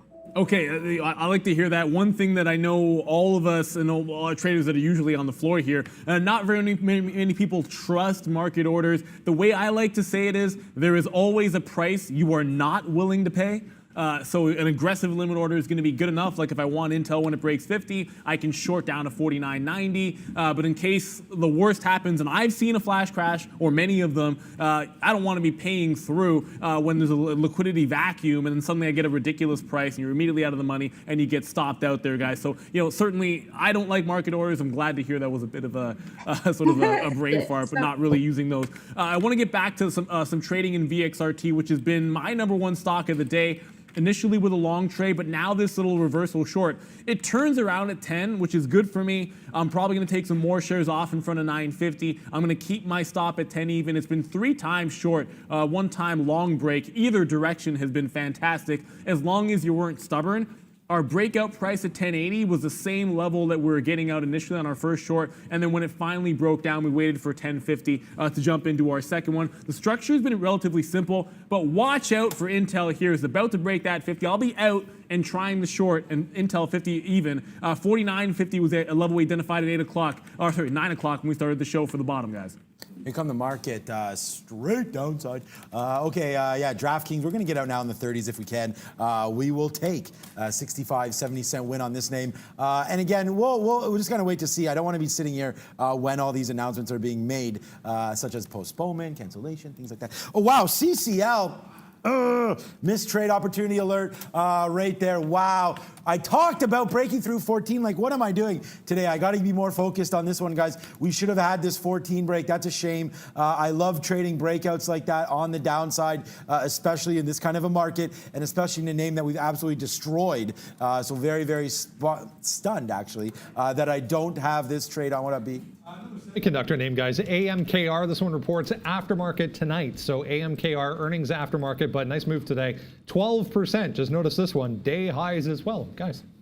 I just got that Intel break there at 50, so we just took it out. Now we got in at 96, so a bit of slippage on that trade. We're going to see if we can't work it back down to like 49.75, 49.50, that type of area there. We want to see if it can come back and give you like 50.10 as either a bit of an out or a reload potential. The market, is sliding to the downside, but as I look at the ES here, it's 10 handles from the top. And look, this is one of those situations. We teed it up, and this is one of the reasons why you want to jump in early. We talked about possible sideways action. All of the big earnings comes later on in the week. One thing we like to talk about when that happens is make sure you're playing stocks that are in play. And sort of, as I mentioned that, Mary, what is your sort of thought process or whatever it might be for identifying what you are interested in on a daily basis? Do you lean towards stocks that have gapped up or down? Are you all about volume? What's sort of your go-to? So in the mornings, I tend to have, I now have a routine whereby I do my scans, the pre-market scans. I'm looking for stocks that have gapped up. I look on the websites that you guys suggested on your other trading channel on Seeking Alpha to see the stocks that have news or current trends that are happening. And then I basically create a watch list based on those. And I've learned, again, through the hard way, not to go in straight away off the open, because I've been burnt doing that. I realize, again, I've got my rules that I need to wait for a few, 5 minutes to get a direction and then place my order. So that's sort of the methodology that I tend to go through every morning. I think that's sort of important. We talk about time of day, and look, we'll take trades off of the open. There's no doubt about it, but sometimes you see what kind of crazy moves will happen. I'm just sort of looking at Intel right here. I mean, big time volume spike comes in, and you're immediately staring a stock which is relatively stable, doing a 50-cent move to the downside, and then snapping right back. And I think, if you're beginning, that volatility can be daunting unless you have a very ironclad plan. For me, I just sort of mentioned, 50-10 on a bit of a reload for a breakout trade or break down, up, it doesn't really matter. This time of day, I'm likely to take some in, leave a little bit of room for the pullback so I can get a good price. I got 50 even as my price. We got slipped to 96 initially. 20 is going to be my stop, and if we can head down, fair enough. But if I'm going to start taking profit in that sort of like 15, 20, 25, 30, I'm only going to risk about 20 cents this time of day. We're already up on Intel in one short. We'll see if we can do it again here. VXRT continues to slide to the downside, so that one just cannot seem to get anywhere, any kind of a bid as it continues to slide. We've been short since about 10 o'clock, but it's now time for Brennan. He's got something for us. I just saw this Penn, guys, obviously popping up on a volume chart as well. So Penn, not as big a move as DKNG, but broke 33 there on the headline, or rumor, I should say, that MLB was canceled. But Penn National Gaming to the downside as well here, just coming into 32.60, 32.50, a decent level if you go to the daily chart as far as support for Penn, guys. Yep, Penn, another name there, big-time casinos operator there. Penn, again, that's Barstool Sports as well. So they're going to get hit on that investment. But I'm looking to average in here to DraftKings, and we should be getting in some really soon here on this. And then we're still going to hold it for this 35-37 break. So maybe, obviously, we brought this news to you, I think, or this opportunity to you well before the news hit, because I was watching it live and just watching this cascading down, wondering if there was going to be any news. So obviously a few things leaked early and the sellers came into this name. It's looking more and more like maybe it's going to be a nothing burger on that. So we'll wait to see. We are going to get short right now. I'm actually, oh, come on. I was at 34.49 or something there. We missed. No. Hopefully we can get that, but that's a frustrating thing. Mary, what is the most frustrating thing for you about trading? Is it the FOMO? Is it like, oh man, I wanted to make that trade, but I couldn't come to myself to make it? Is it just, that's a missed opportunity situation?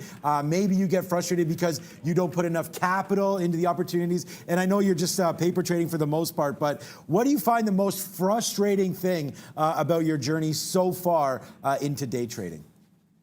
I would say it's, sometimes I feel like I take 2 steps forward and then 1 step back when you get, a red day, for instance.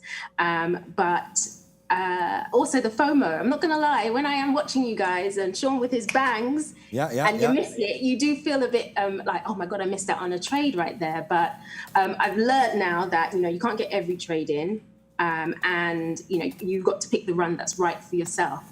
So in a way, it has been a bit of a learning curve for me as well. So.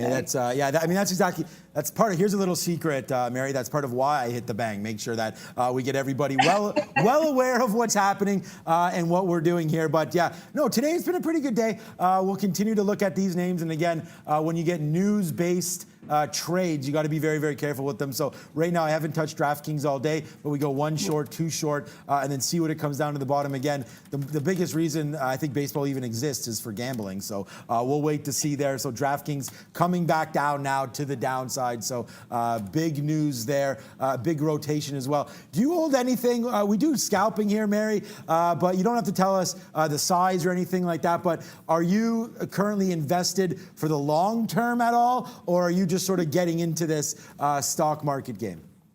So I did go in when there was a huge dip. I think that's when everyone bought in. So that's when I bought a lot of my shares in, and that's what I've put into my investment account. Okay. And then since finding you, I've then realized, okay, I want to do a bit of investing, and then I also need to do some trading.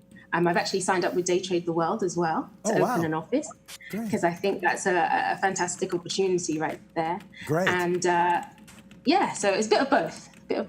Well, thanks for mentioning our sponsor. You know, we didn't make that up when we didn't even know you were going to say that. So, welcome to the family there. Look, we're going to ask you this question, but I feel like it's almost a bit of a waste if you're going to be joining Day Trade the World. But there are a lot of the viewers. We have some cross upon there in the UK as well. So they're asking what platform are you using, who are you trading through right now. Certainly, it's up to you if you want to let us know. And glad to see you're going to be joining the family, so you can get active trading for really cheap at Day Trade the World. Correct. So I did find that it was quite difficult in London to find a good broker. So I have a few, to be fair, because I've dibbled and dabbled with different ones to find the best one. So I started initially with Trading 212, and that's where my investment portfolio is. And then I've gone on to IG, didn't really like that platform. And now I'm with TradingView. And obviously with that, you've got the PDT rule, which you don't really get here. But obviously when using brokers in America, you do have to follow that. Right. And then now, obviously with Day Trade the World. Where do you I mean, I do like that, dibble and dabble. I like that one. I've never heard that. Maybe that's an English It's a British thing. I like that. We'll dibble and dabble in a few shares here. We'll do that as well coming through. But I know you're probably, Mary, don't get me disappointed here. You're following me on Twitter, right? Of course. Good. All Okay, of you, good. Of course. Thank God for that one. Yeah, we're up to 5,400 there. We will play this. Maybe, guys, we could play Duck, Stock, Goose coming up soon. We did talk about Nikola as well. Nice little move there. Let's go back to the well again and see what Nikola shares are doing. And yeah, downside. So nice little drop off our shares here. And this is what we mean. We dibble and dabble down here, and then it rips to the upside. Get out of all of our trades here. A little bit too early, but this is not a bad spot here to regroup. I'm really glad we went back here and found this one. Let's take Nikola, Mary. This is called VWAP right here, volume weighted average price. We'll see about a breakthrough there. That's also available on our stock market wisdom page, which I know, Mary, you mentioned there. I think that's a great resource. We put a lot of time and effort into that. Again, all for free. So Valeria, please follow, drop that link in there so everybody can see the stock market wisdom. But right now, Nikola, good spot for a reload, guys.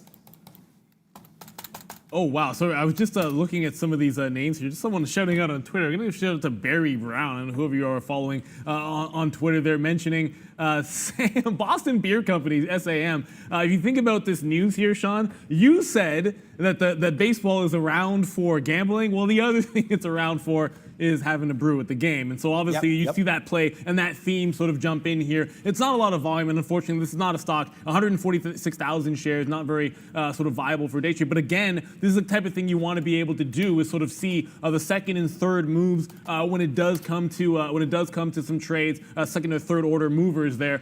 So baseball could be done, beer companies could go to the downside. It's all about the learning here. We mentioned it a couple times already, our market wisdom page. Just worth noting that we do have coming up just very briefly here, how to trade a SPAC IPO. Of course, they are relatively new to most people. They've been around for years, but special purpose acquisition companies, something worth knowing about from an investment standpoint and a trading aspect. As you've seen several, especially Nikola, be very important and very volatile, guys. So do check that out. As you mentioned there, Mary, you follow along. I hope you will be watching the one we're dropping today on special acquisition companies. I don't know if you were ever familiar with them before recently, but certainly worth knowing about them now. Of course, certainly. Prior to, well, to be fair, your channel's been fantastic because it's covered such a wide span of topics that come up naturally every day with all the things that are going on with the news and everything. So it's been very useful having both. One, the day-to-day trading, and two, the educational. So it works quite nicely combined. So, yeah. Yeah, no, thank you for that. Very kind words. We try to keep going and produce the highest quality stuff that we can. And we know that education is so important. We have a trading floor here, and you're going to know that already, Mary, with you opening up your floor, hopefully sooner rather than later. But take your time. Message me on Twitter if you do have any questions. I have no problem. I've interviewed and hired and owned 2 offices myself, and interviewed and hired thousands of traders. I do not mind helping you with that. But okay, Nicola's cracking back down below, guys. Watch out for this 33 break. We're only going to give it to 32.85. We thought we'd get a little spicy here. It does go 10, 15 pennies in the money, but nepa on that, rejecting 32.89. Going to be the out on this downside break here of Nicola. Look at this, guys. Big size alert. This is just the advantage that you're going to get when you come on board with Day Trade the World. You're going to see all this size in these level 2s here, so you can be able to trade off of that. Let's go maybe a little, I mean, I'm not even gonna go longer here. We're long at 24, so we have this size helping us, but if it does break, guys, we gotta bounce. But right now, Nicola looking pretty good. Yeah, I'm going to be all out here, guys. Got to give you the honest truth. It's been lining them up and knocking them down in VXRT. But every 50 pennies on this trade, I'm getting it out and then looking for a retest. So 950 breaks, we'll jump back into it. If we get a retest of 10 even, I'm not going to be looking at a long there. The only thing I have left on, and it might be the last position unless we get back into VXRT before we end the show, is this Intel reversal on the break down at 50 even. We got one reload, our average price is 50. Hasn't really tested this 20 to the upside. We're looking to see if it can't get down to 49.75 and then get a bigger move to the downside. So I'm not taking anything off for a few cents of a scalp here. I think we can get a little bit more than that on this Intel short, especially with the market finally making a bit of a move to the downside. Obviously, if I'm looking at the NQ, the NASDAQ futures, they're heading down towards that 1050 bottom. The ES, not quite at 3,200, but maybe 10 handles away from that. Mary, do you follow along with the futures at all? I know we did a couple of videos on that, both trading, which not everyone's going to do, but certainly is an indicator to where some of these stocks might be headed. Is that something you look at for your trades? I try to, but I still struggle with, multiple different screens up and trying to keep everything concise. But again, you guys are in the background, so I can hear Sean or yourself saying, the future's going. So it does make me alert, and then I look at the futures. But it doesn't come naturally yet, I'd say. Okay, I mean, one thing I would just simply suggest to, if you're starting out with that, is have a quick listen at the beginning of the show when we have Arun on. He'll talk about a few key levels to watch. Certainly, if there's a big level coming in the futures to the downside and you're in a short in a stock that's going to follow it, well, it might slow down as the market has some trouble getting through a particular price. So that's always one thing to keep in mind. Is I'm short here at the bottom in Intel. I mean, if we hold these lows, if 1050 holds on the NQ and the ES holds right around this 3209-ish bottom that we had a little bit earlier on, will be some trouble for Intel to break any lower than this. And I have my tight stop. I might actually decide to tighten up the stop if we get any kind of a bounce in the futures there. So that's the kind of thing that we look forward to when we're talking about the futures as a bit of an indicator. But certainly, before I jump back into sort of reviewing some of my trades, I want to get over to Hasbro. And we talk about winners, we talk about losers. I had a bad read on Hasbro with one short in this $1 range. It couldn't break through. Tight stop there, taking it out when it broke 72. It looks like it wants to retest that bottom at 71. Maybe that move is going to happen for me in the afternoon. I might take another shot in it, but Hasbro coming back into play. Volume a little bit better now, but really slowing down as it gets into lunchtime. Brendan, what do you have for us? Yeah, overall market accelerating, guys, to the downside here. I mean, overall, it's a, 20 handle range. SOHU, just got another alert on this one. So we had that SOGO, the buyout involving Tencent. This is the parent company, SOHU. So just popping back up here as we broke back through $15 even for SOHU. Still going, guys. All right, guys, Nicola breaks that buyer, and now we're going to get broken right here as well. I talked about getting out 30, what was this price? 32, no, it's down here. 32.90, so that's right where we are right now. A little bit further down, and we'll get out. I mean, there we go again, a big buyer coming back here on Nicola. So I don't know. We'll probably dump this. If he can bring this back up, let's get out. They are just continuing to sell Nicola here. Looks like it's going to probably break this bid and then just continue to fall down. So weak name here, to say the least here. Nicola wants to keep fading back downside. So watch out. We've already ran this to the upside, so we don't want to give back what we've already made here on Nikola, but we may do that if it just continues to come down. So let's get out of some here on this break. Big size here just keeps on getting chewed up. So Nikola not going to be a winner on this trade, but we do have a cowbell because it's another trader alert right now. We'll wait. We're short Netflix on this break downside here. Brendan talked about the future starting to go. So here we go again. We're going to wait to see if Netflix can continue this move downside. We've already been down here where we got out on this wick before taking the long once again. So Netflix been a profitable stock for us today, but not overly. Let's see if we can get a little bit of a break to the downside now. If it comes up to VWAP, we'll get out. That's 486 and change here on Netflix, guys.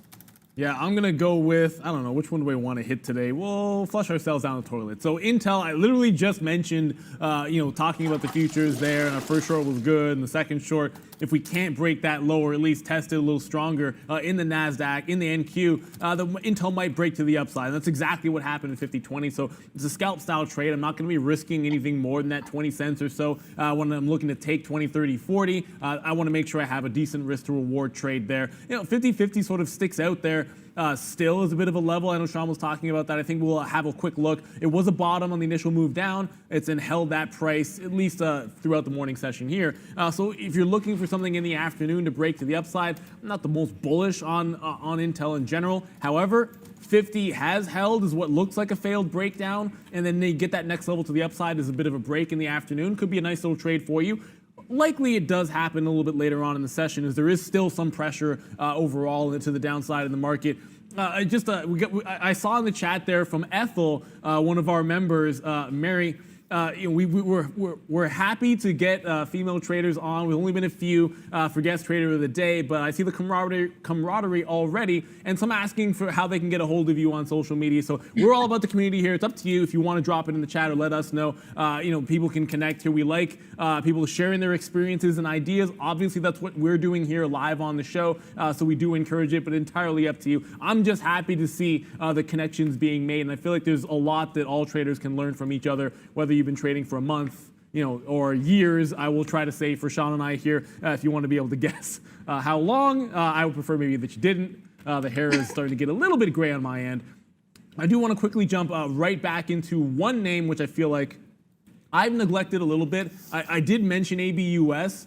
Of course, they're suing Hasbro patent. It's not Hasbro, Moderna when it comes to the patent for their vaccine production process. Worth noting, the reason you'll see it sell off here is, Moderna gets the positive bump, ABUS can move up with it, and then if Moderna sells off, same thing will happen here. Sort of tied to each other, but a double negative for ABUS. If they then lose that battle, they won't participate in any of that upside. So they're under a lot of pressure this morning. I was just sort of looking at this, coming back into what might be some support if it ever breaks 4 even. I'm looking at about 370, maybe a day or two away from that, but it's worth filing this one away. It's already given a 50% retracement, worth looking to see where it might find a bit of a bottom. If anything goes well, of course, with that lawsuit, they could stand to have some decent upside, especially with the vaccine possibly coming soon here from Moderna going into phase 3. Brennan, what do you got? Speaking of vaccine news, another one here, guys. MNOV was up this morning on COVID-related news. They are also developing a vaccine, just spiking up again here. Big volume coming in through $10 on MNOV, guys. MNOV, okay. We'll look at that one. Netflix continuing to fall down. We're back into the money on this one. We're short 88, so we could take the bid now. It looks like printing some 50s and 60s right now. Now bumping to the backside. We are going to be waiting down here for a low of the day break. And if I can give you any advice, Mary, it would be right now time of day, man. It's 11:45, Mary, and here anyways. And it's not, so that makes it 4:45. Are you guys 5 hours? Correct. Pardon? Yeah, 4:45. Yeah, 4:45. Good.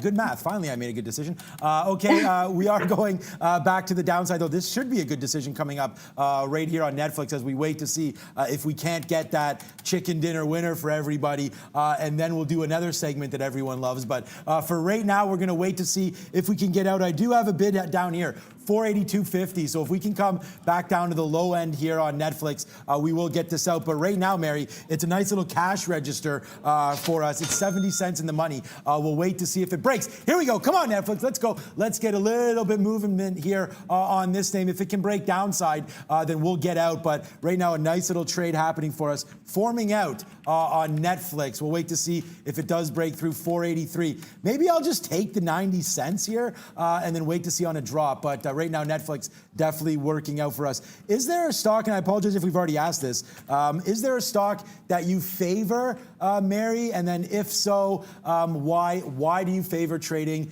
that one or two particular names?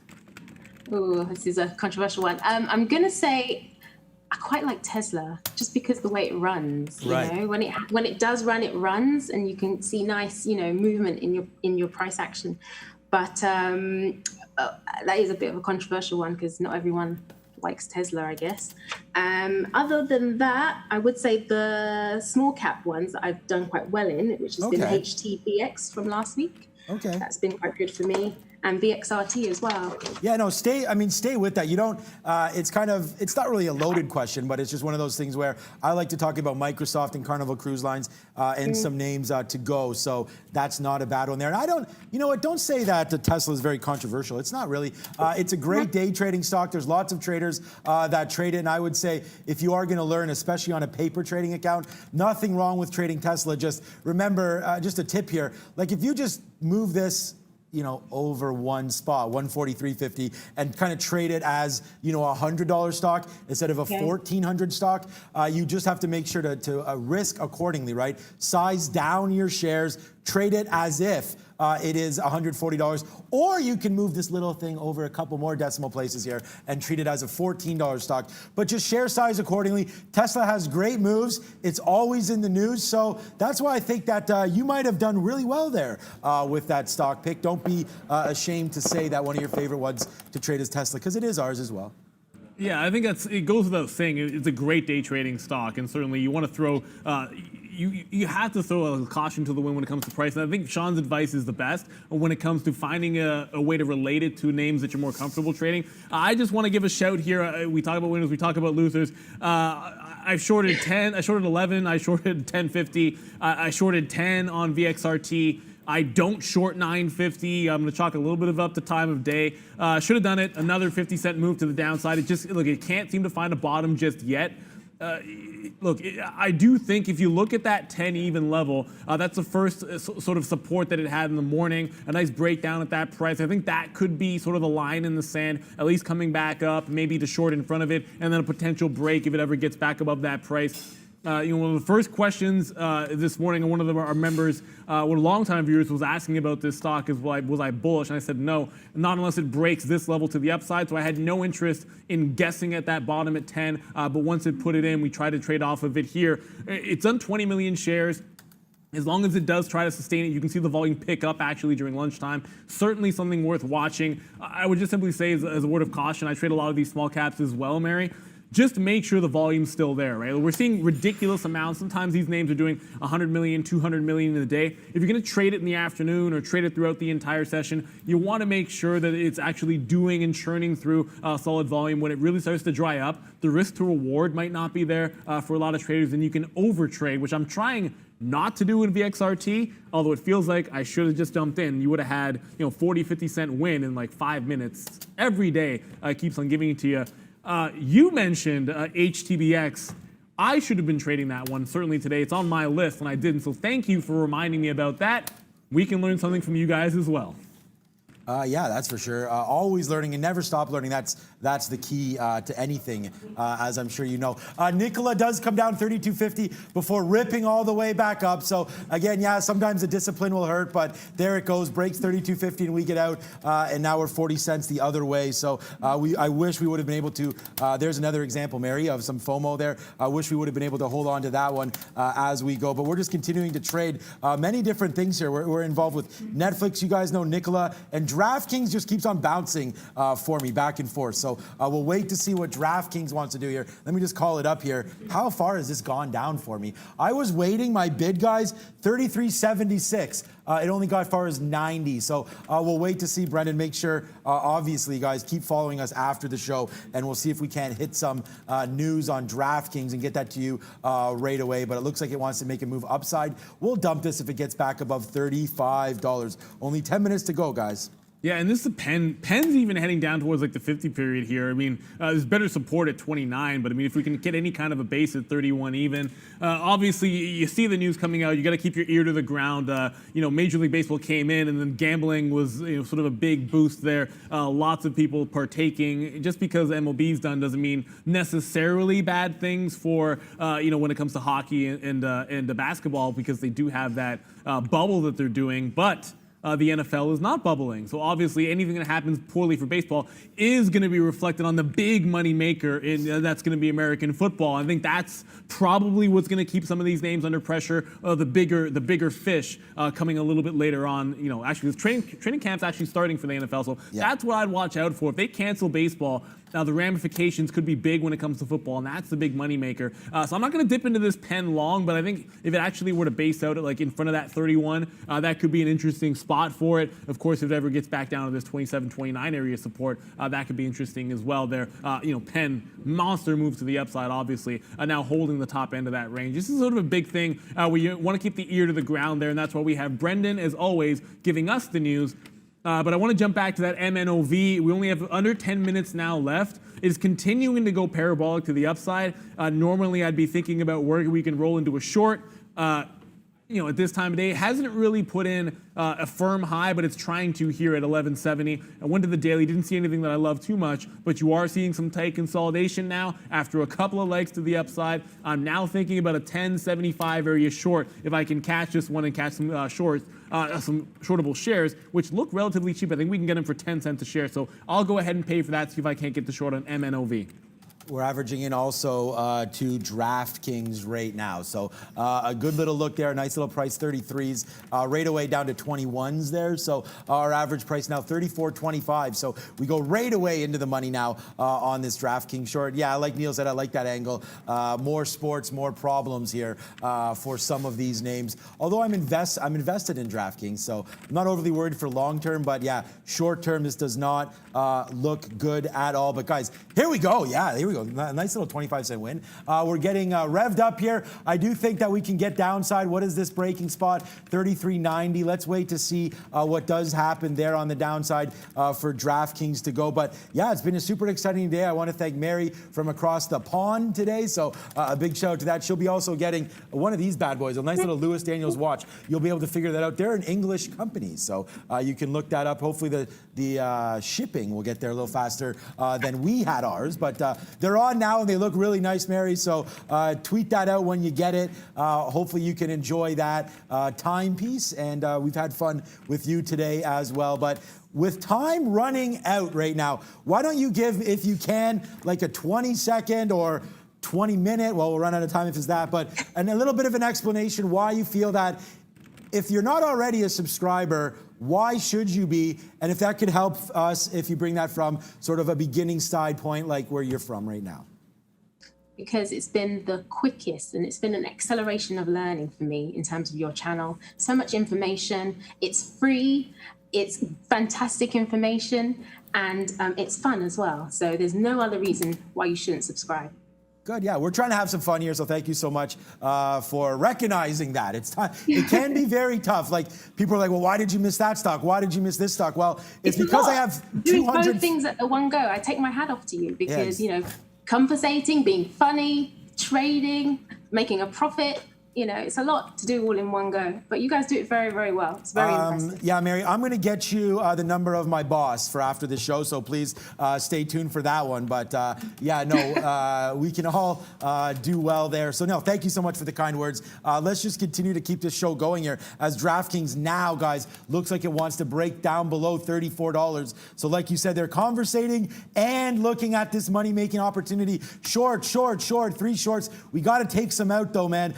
33.90. Let's look to get some out here on DraftKings. Let's not get too greedy on this one, Neil. Yeah, buy goes at MNOV. So I wanted to break down if it could have taken that 1075. Doesn't do it, takes the top off instead. So I'll have to look for another consolidation that we can short on MNOV. The shorts were relatively cheap, so it's sort of worthwhile to be able to do it, guys. I think you got to pick your spots if you're counter trend trading. I'm very particular about the way that I want to be shorting this name, and I will try it at some point, just missing the first shot. But look, it's trying to roll over here at 12. Maybe we'll get another consolidation we can play, and we'll find a level, tweet it out for you, and see if we can't grab that short. We've paid for it, the privilege, but it doesn't mean that we have to force the trade just because I put in the pay for short. Doesn't mean I'm going to have to do it. But look, it's a big, we mentioned this already, it's a massive week when it comes to earnings, like 1 out of 3 S&P 500 names going to be coming through, and the big boys are certainly this week. So it's getting to that time where we need to get to our earnings board here with our good friend Brendan. Are we ready? Let's throw it to Brendan for the earnings. Yeah, 5 minutes to go, guys. We have lots coming up throughout the week, lots after market tonight, lots before the open tomorrow. So let's have a look at what is coming up as far as earnings tonight and before the open tomorrow are concerned. Wow, yeah, there's quite a few for tomorrow, guys. Yeah, and one of those off the, you're going to see Pfizer in the middle there. Certainly, we got to be talking about that name. Anytime you have earnings like this, pick out a few that you're going to be interested in. Pfizer's a stock that I trade rather heavily. McDonald's is going to be big, but I don't really trade McDonald's very much, so I don't know that it's going to be something I'm going to be paying much attention to. Just sort of talking about Pfizer here, along with the market, I just want to quickly show you guys a big dip off of the open, and then holding this little bottom here. So watch out for some of these key levels. I like to go to the higher time frame as well, see what type of a range we're in with Pfizer. I would love to see us break above that 39.50, but my bias is always long. It would be much more excited to get some more shares down at about 33. So if it comes out negative, it's kind of like a good thing if you like the stock and you like the dividend. But ultimately, it's been trying to break through this 40 area, 39, 50, 40. Just watch out. There is some chop above that 41 as well. Pfizer is not always the most volatile stock in the world, but post earnings or when there's a catalyst, and remember they're developing a COVID vaccine, that is a good time to dip in. So we're definitely going to be trading some Pfizer tomorrow. Watch out for that. Anything on that board you like in particular? Well, remember, guys, we did have Harley Davidson here on the show. Those of you that watched us early in Often, so we'll be riding on the Harley tomorrow, maybe to see how that goes. That's a big play too. I think they could beat. I mean, it makes a lot of sense here that a lot of people out traveling around and possibly investing in some Harleys. We're going to try to get out of DraftKings as well here. If we can get into the 90s, we like that for a 40-cent win. What up, V? Hey guys, and hello Mary, thank you very much for joining us today. I wish you a great rest of the trading day, and hopefully you will join us soon again. And guys, we would love you to join us also. Please send your request to marketing@tradertv.live to participate, talk, and trade together. And thank you for a great start of the trading week. Go watch our next educational video now, and we'll see you tomorrow at 9 a.m. Eastern Time. And as usual, I'm saying with national days today, so happy National Scotch Day. Mary, do you like Scotch? Nah, no. No, sorry. Nobody's perfect. Nobody's perfect. Scotchy, Scotch. Little Macallan goes pretty good. I don't have to, Brennan, I can ask you what your favorite is, but I know certainly you're a fan as well. Not on Mondays, though. That should not be a Monday day. Why not? Especially after a weekend. But yeah, It's more of a Tuesday thing. Okay. Oh, we got some behind the desk. don't. Yeah, don't look for Brendan's little stash there. But thank you so Yeah, much. what's in that cup? Yeah, okay, we'll just keep going about the Scotch here, but very important day there for National Scotch Day. So get that locked and loaded if you're having a rough day or a good day, celebratory or not, right here. I am looking to get more shares long again. We got a horrible out there on Nicola's, so but whatever, it breaks through 50, we get out, and now we're going to go long again here and see if we can't make that 50 cents back, and I think we can get up to 34.20 and change. So just to give you guys a quick update, that's what we're doing. DraftKings is trying to break. We're 25 cents in the money right now. That's not really happening. And Netflix, we're giving it up to about 46.50. That's the top right here. We're going to probably average in a little bit, but we'll wait to see. Nicola, there goes Nicola now.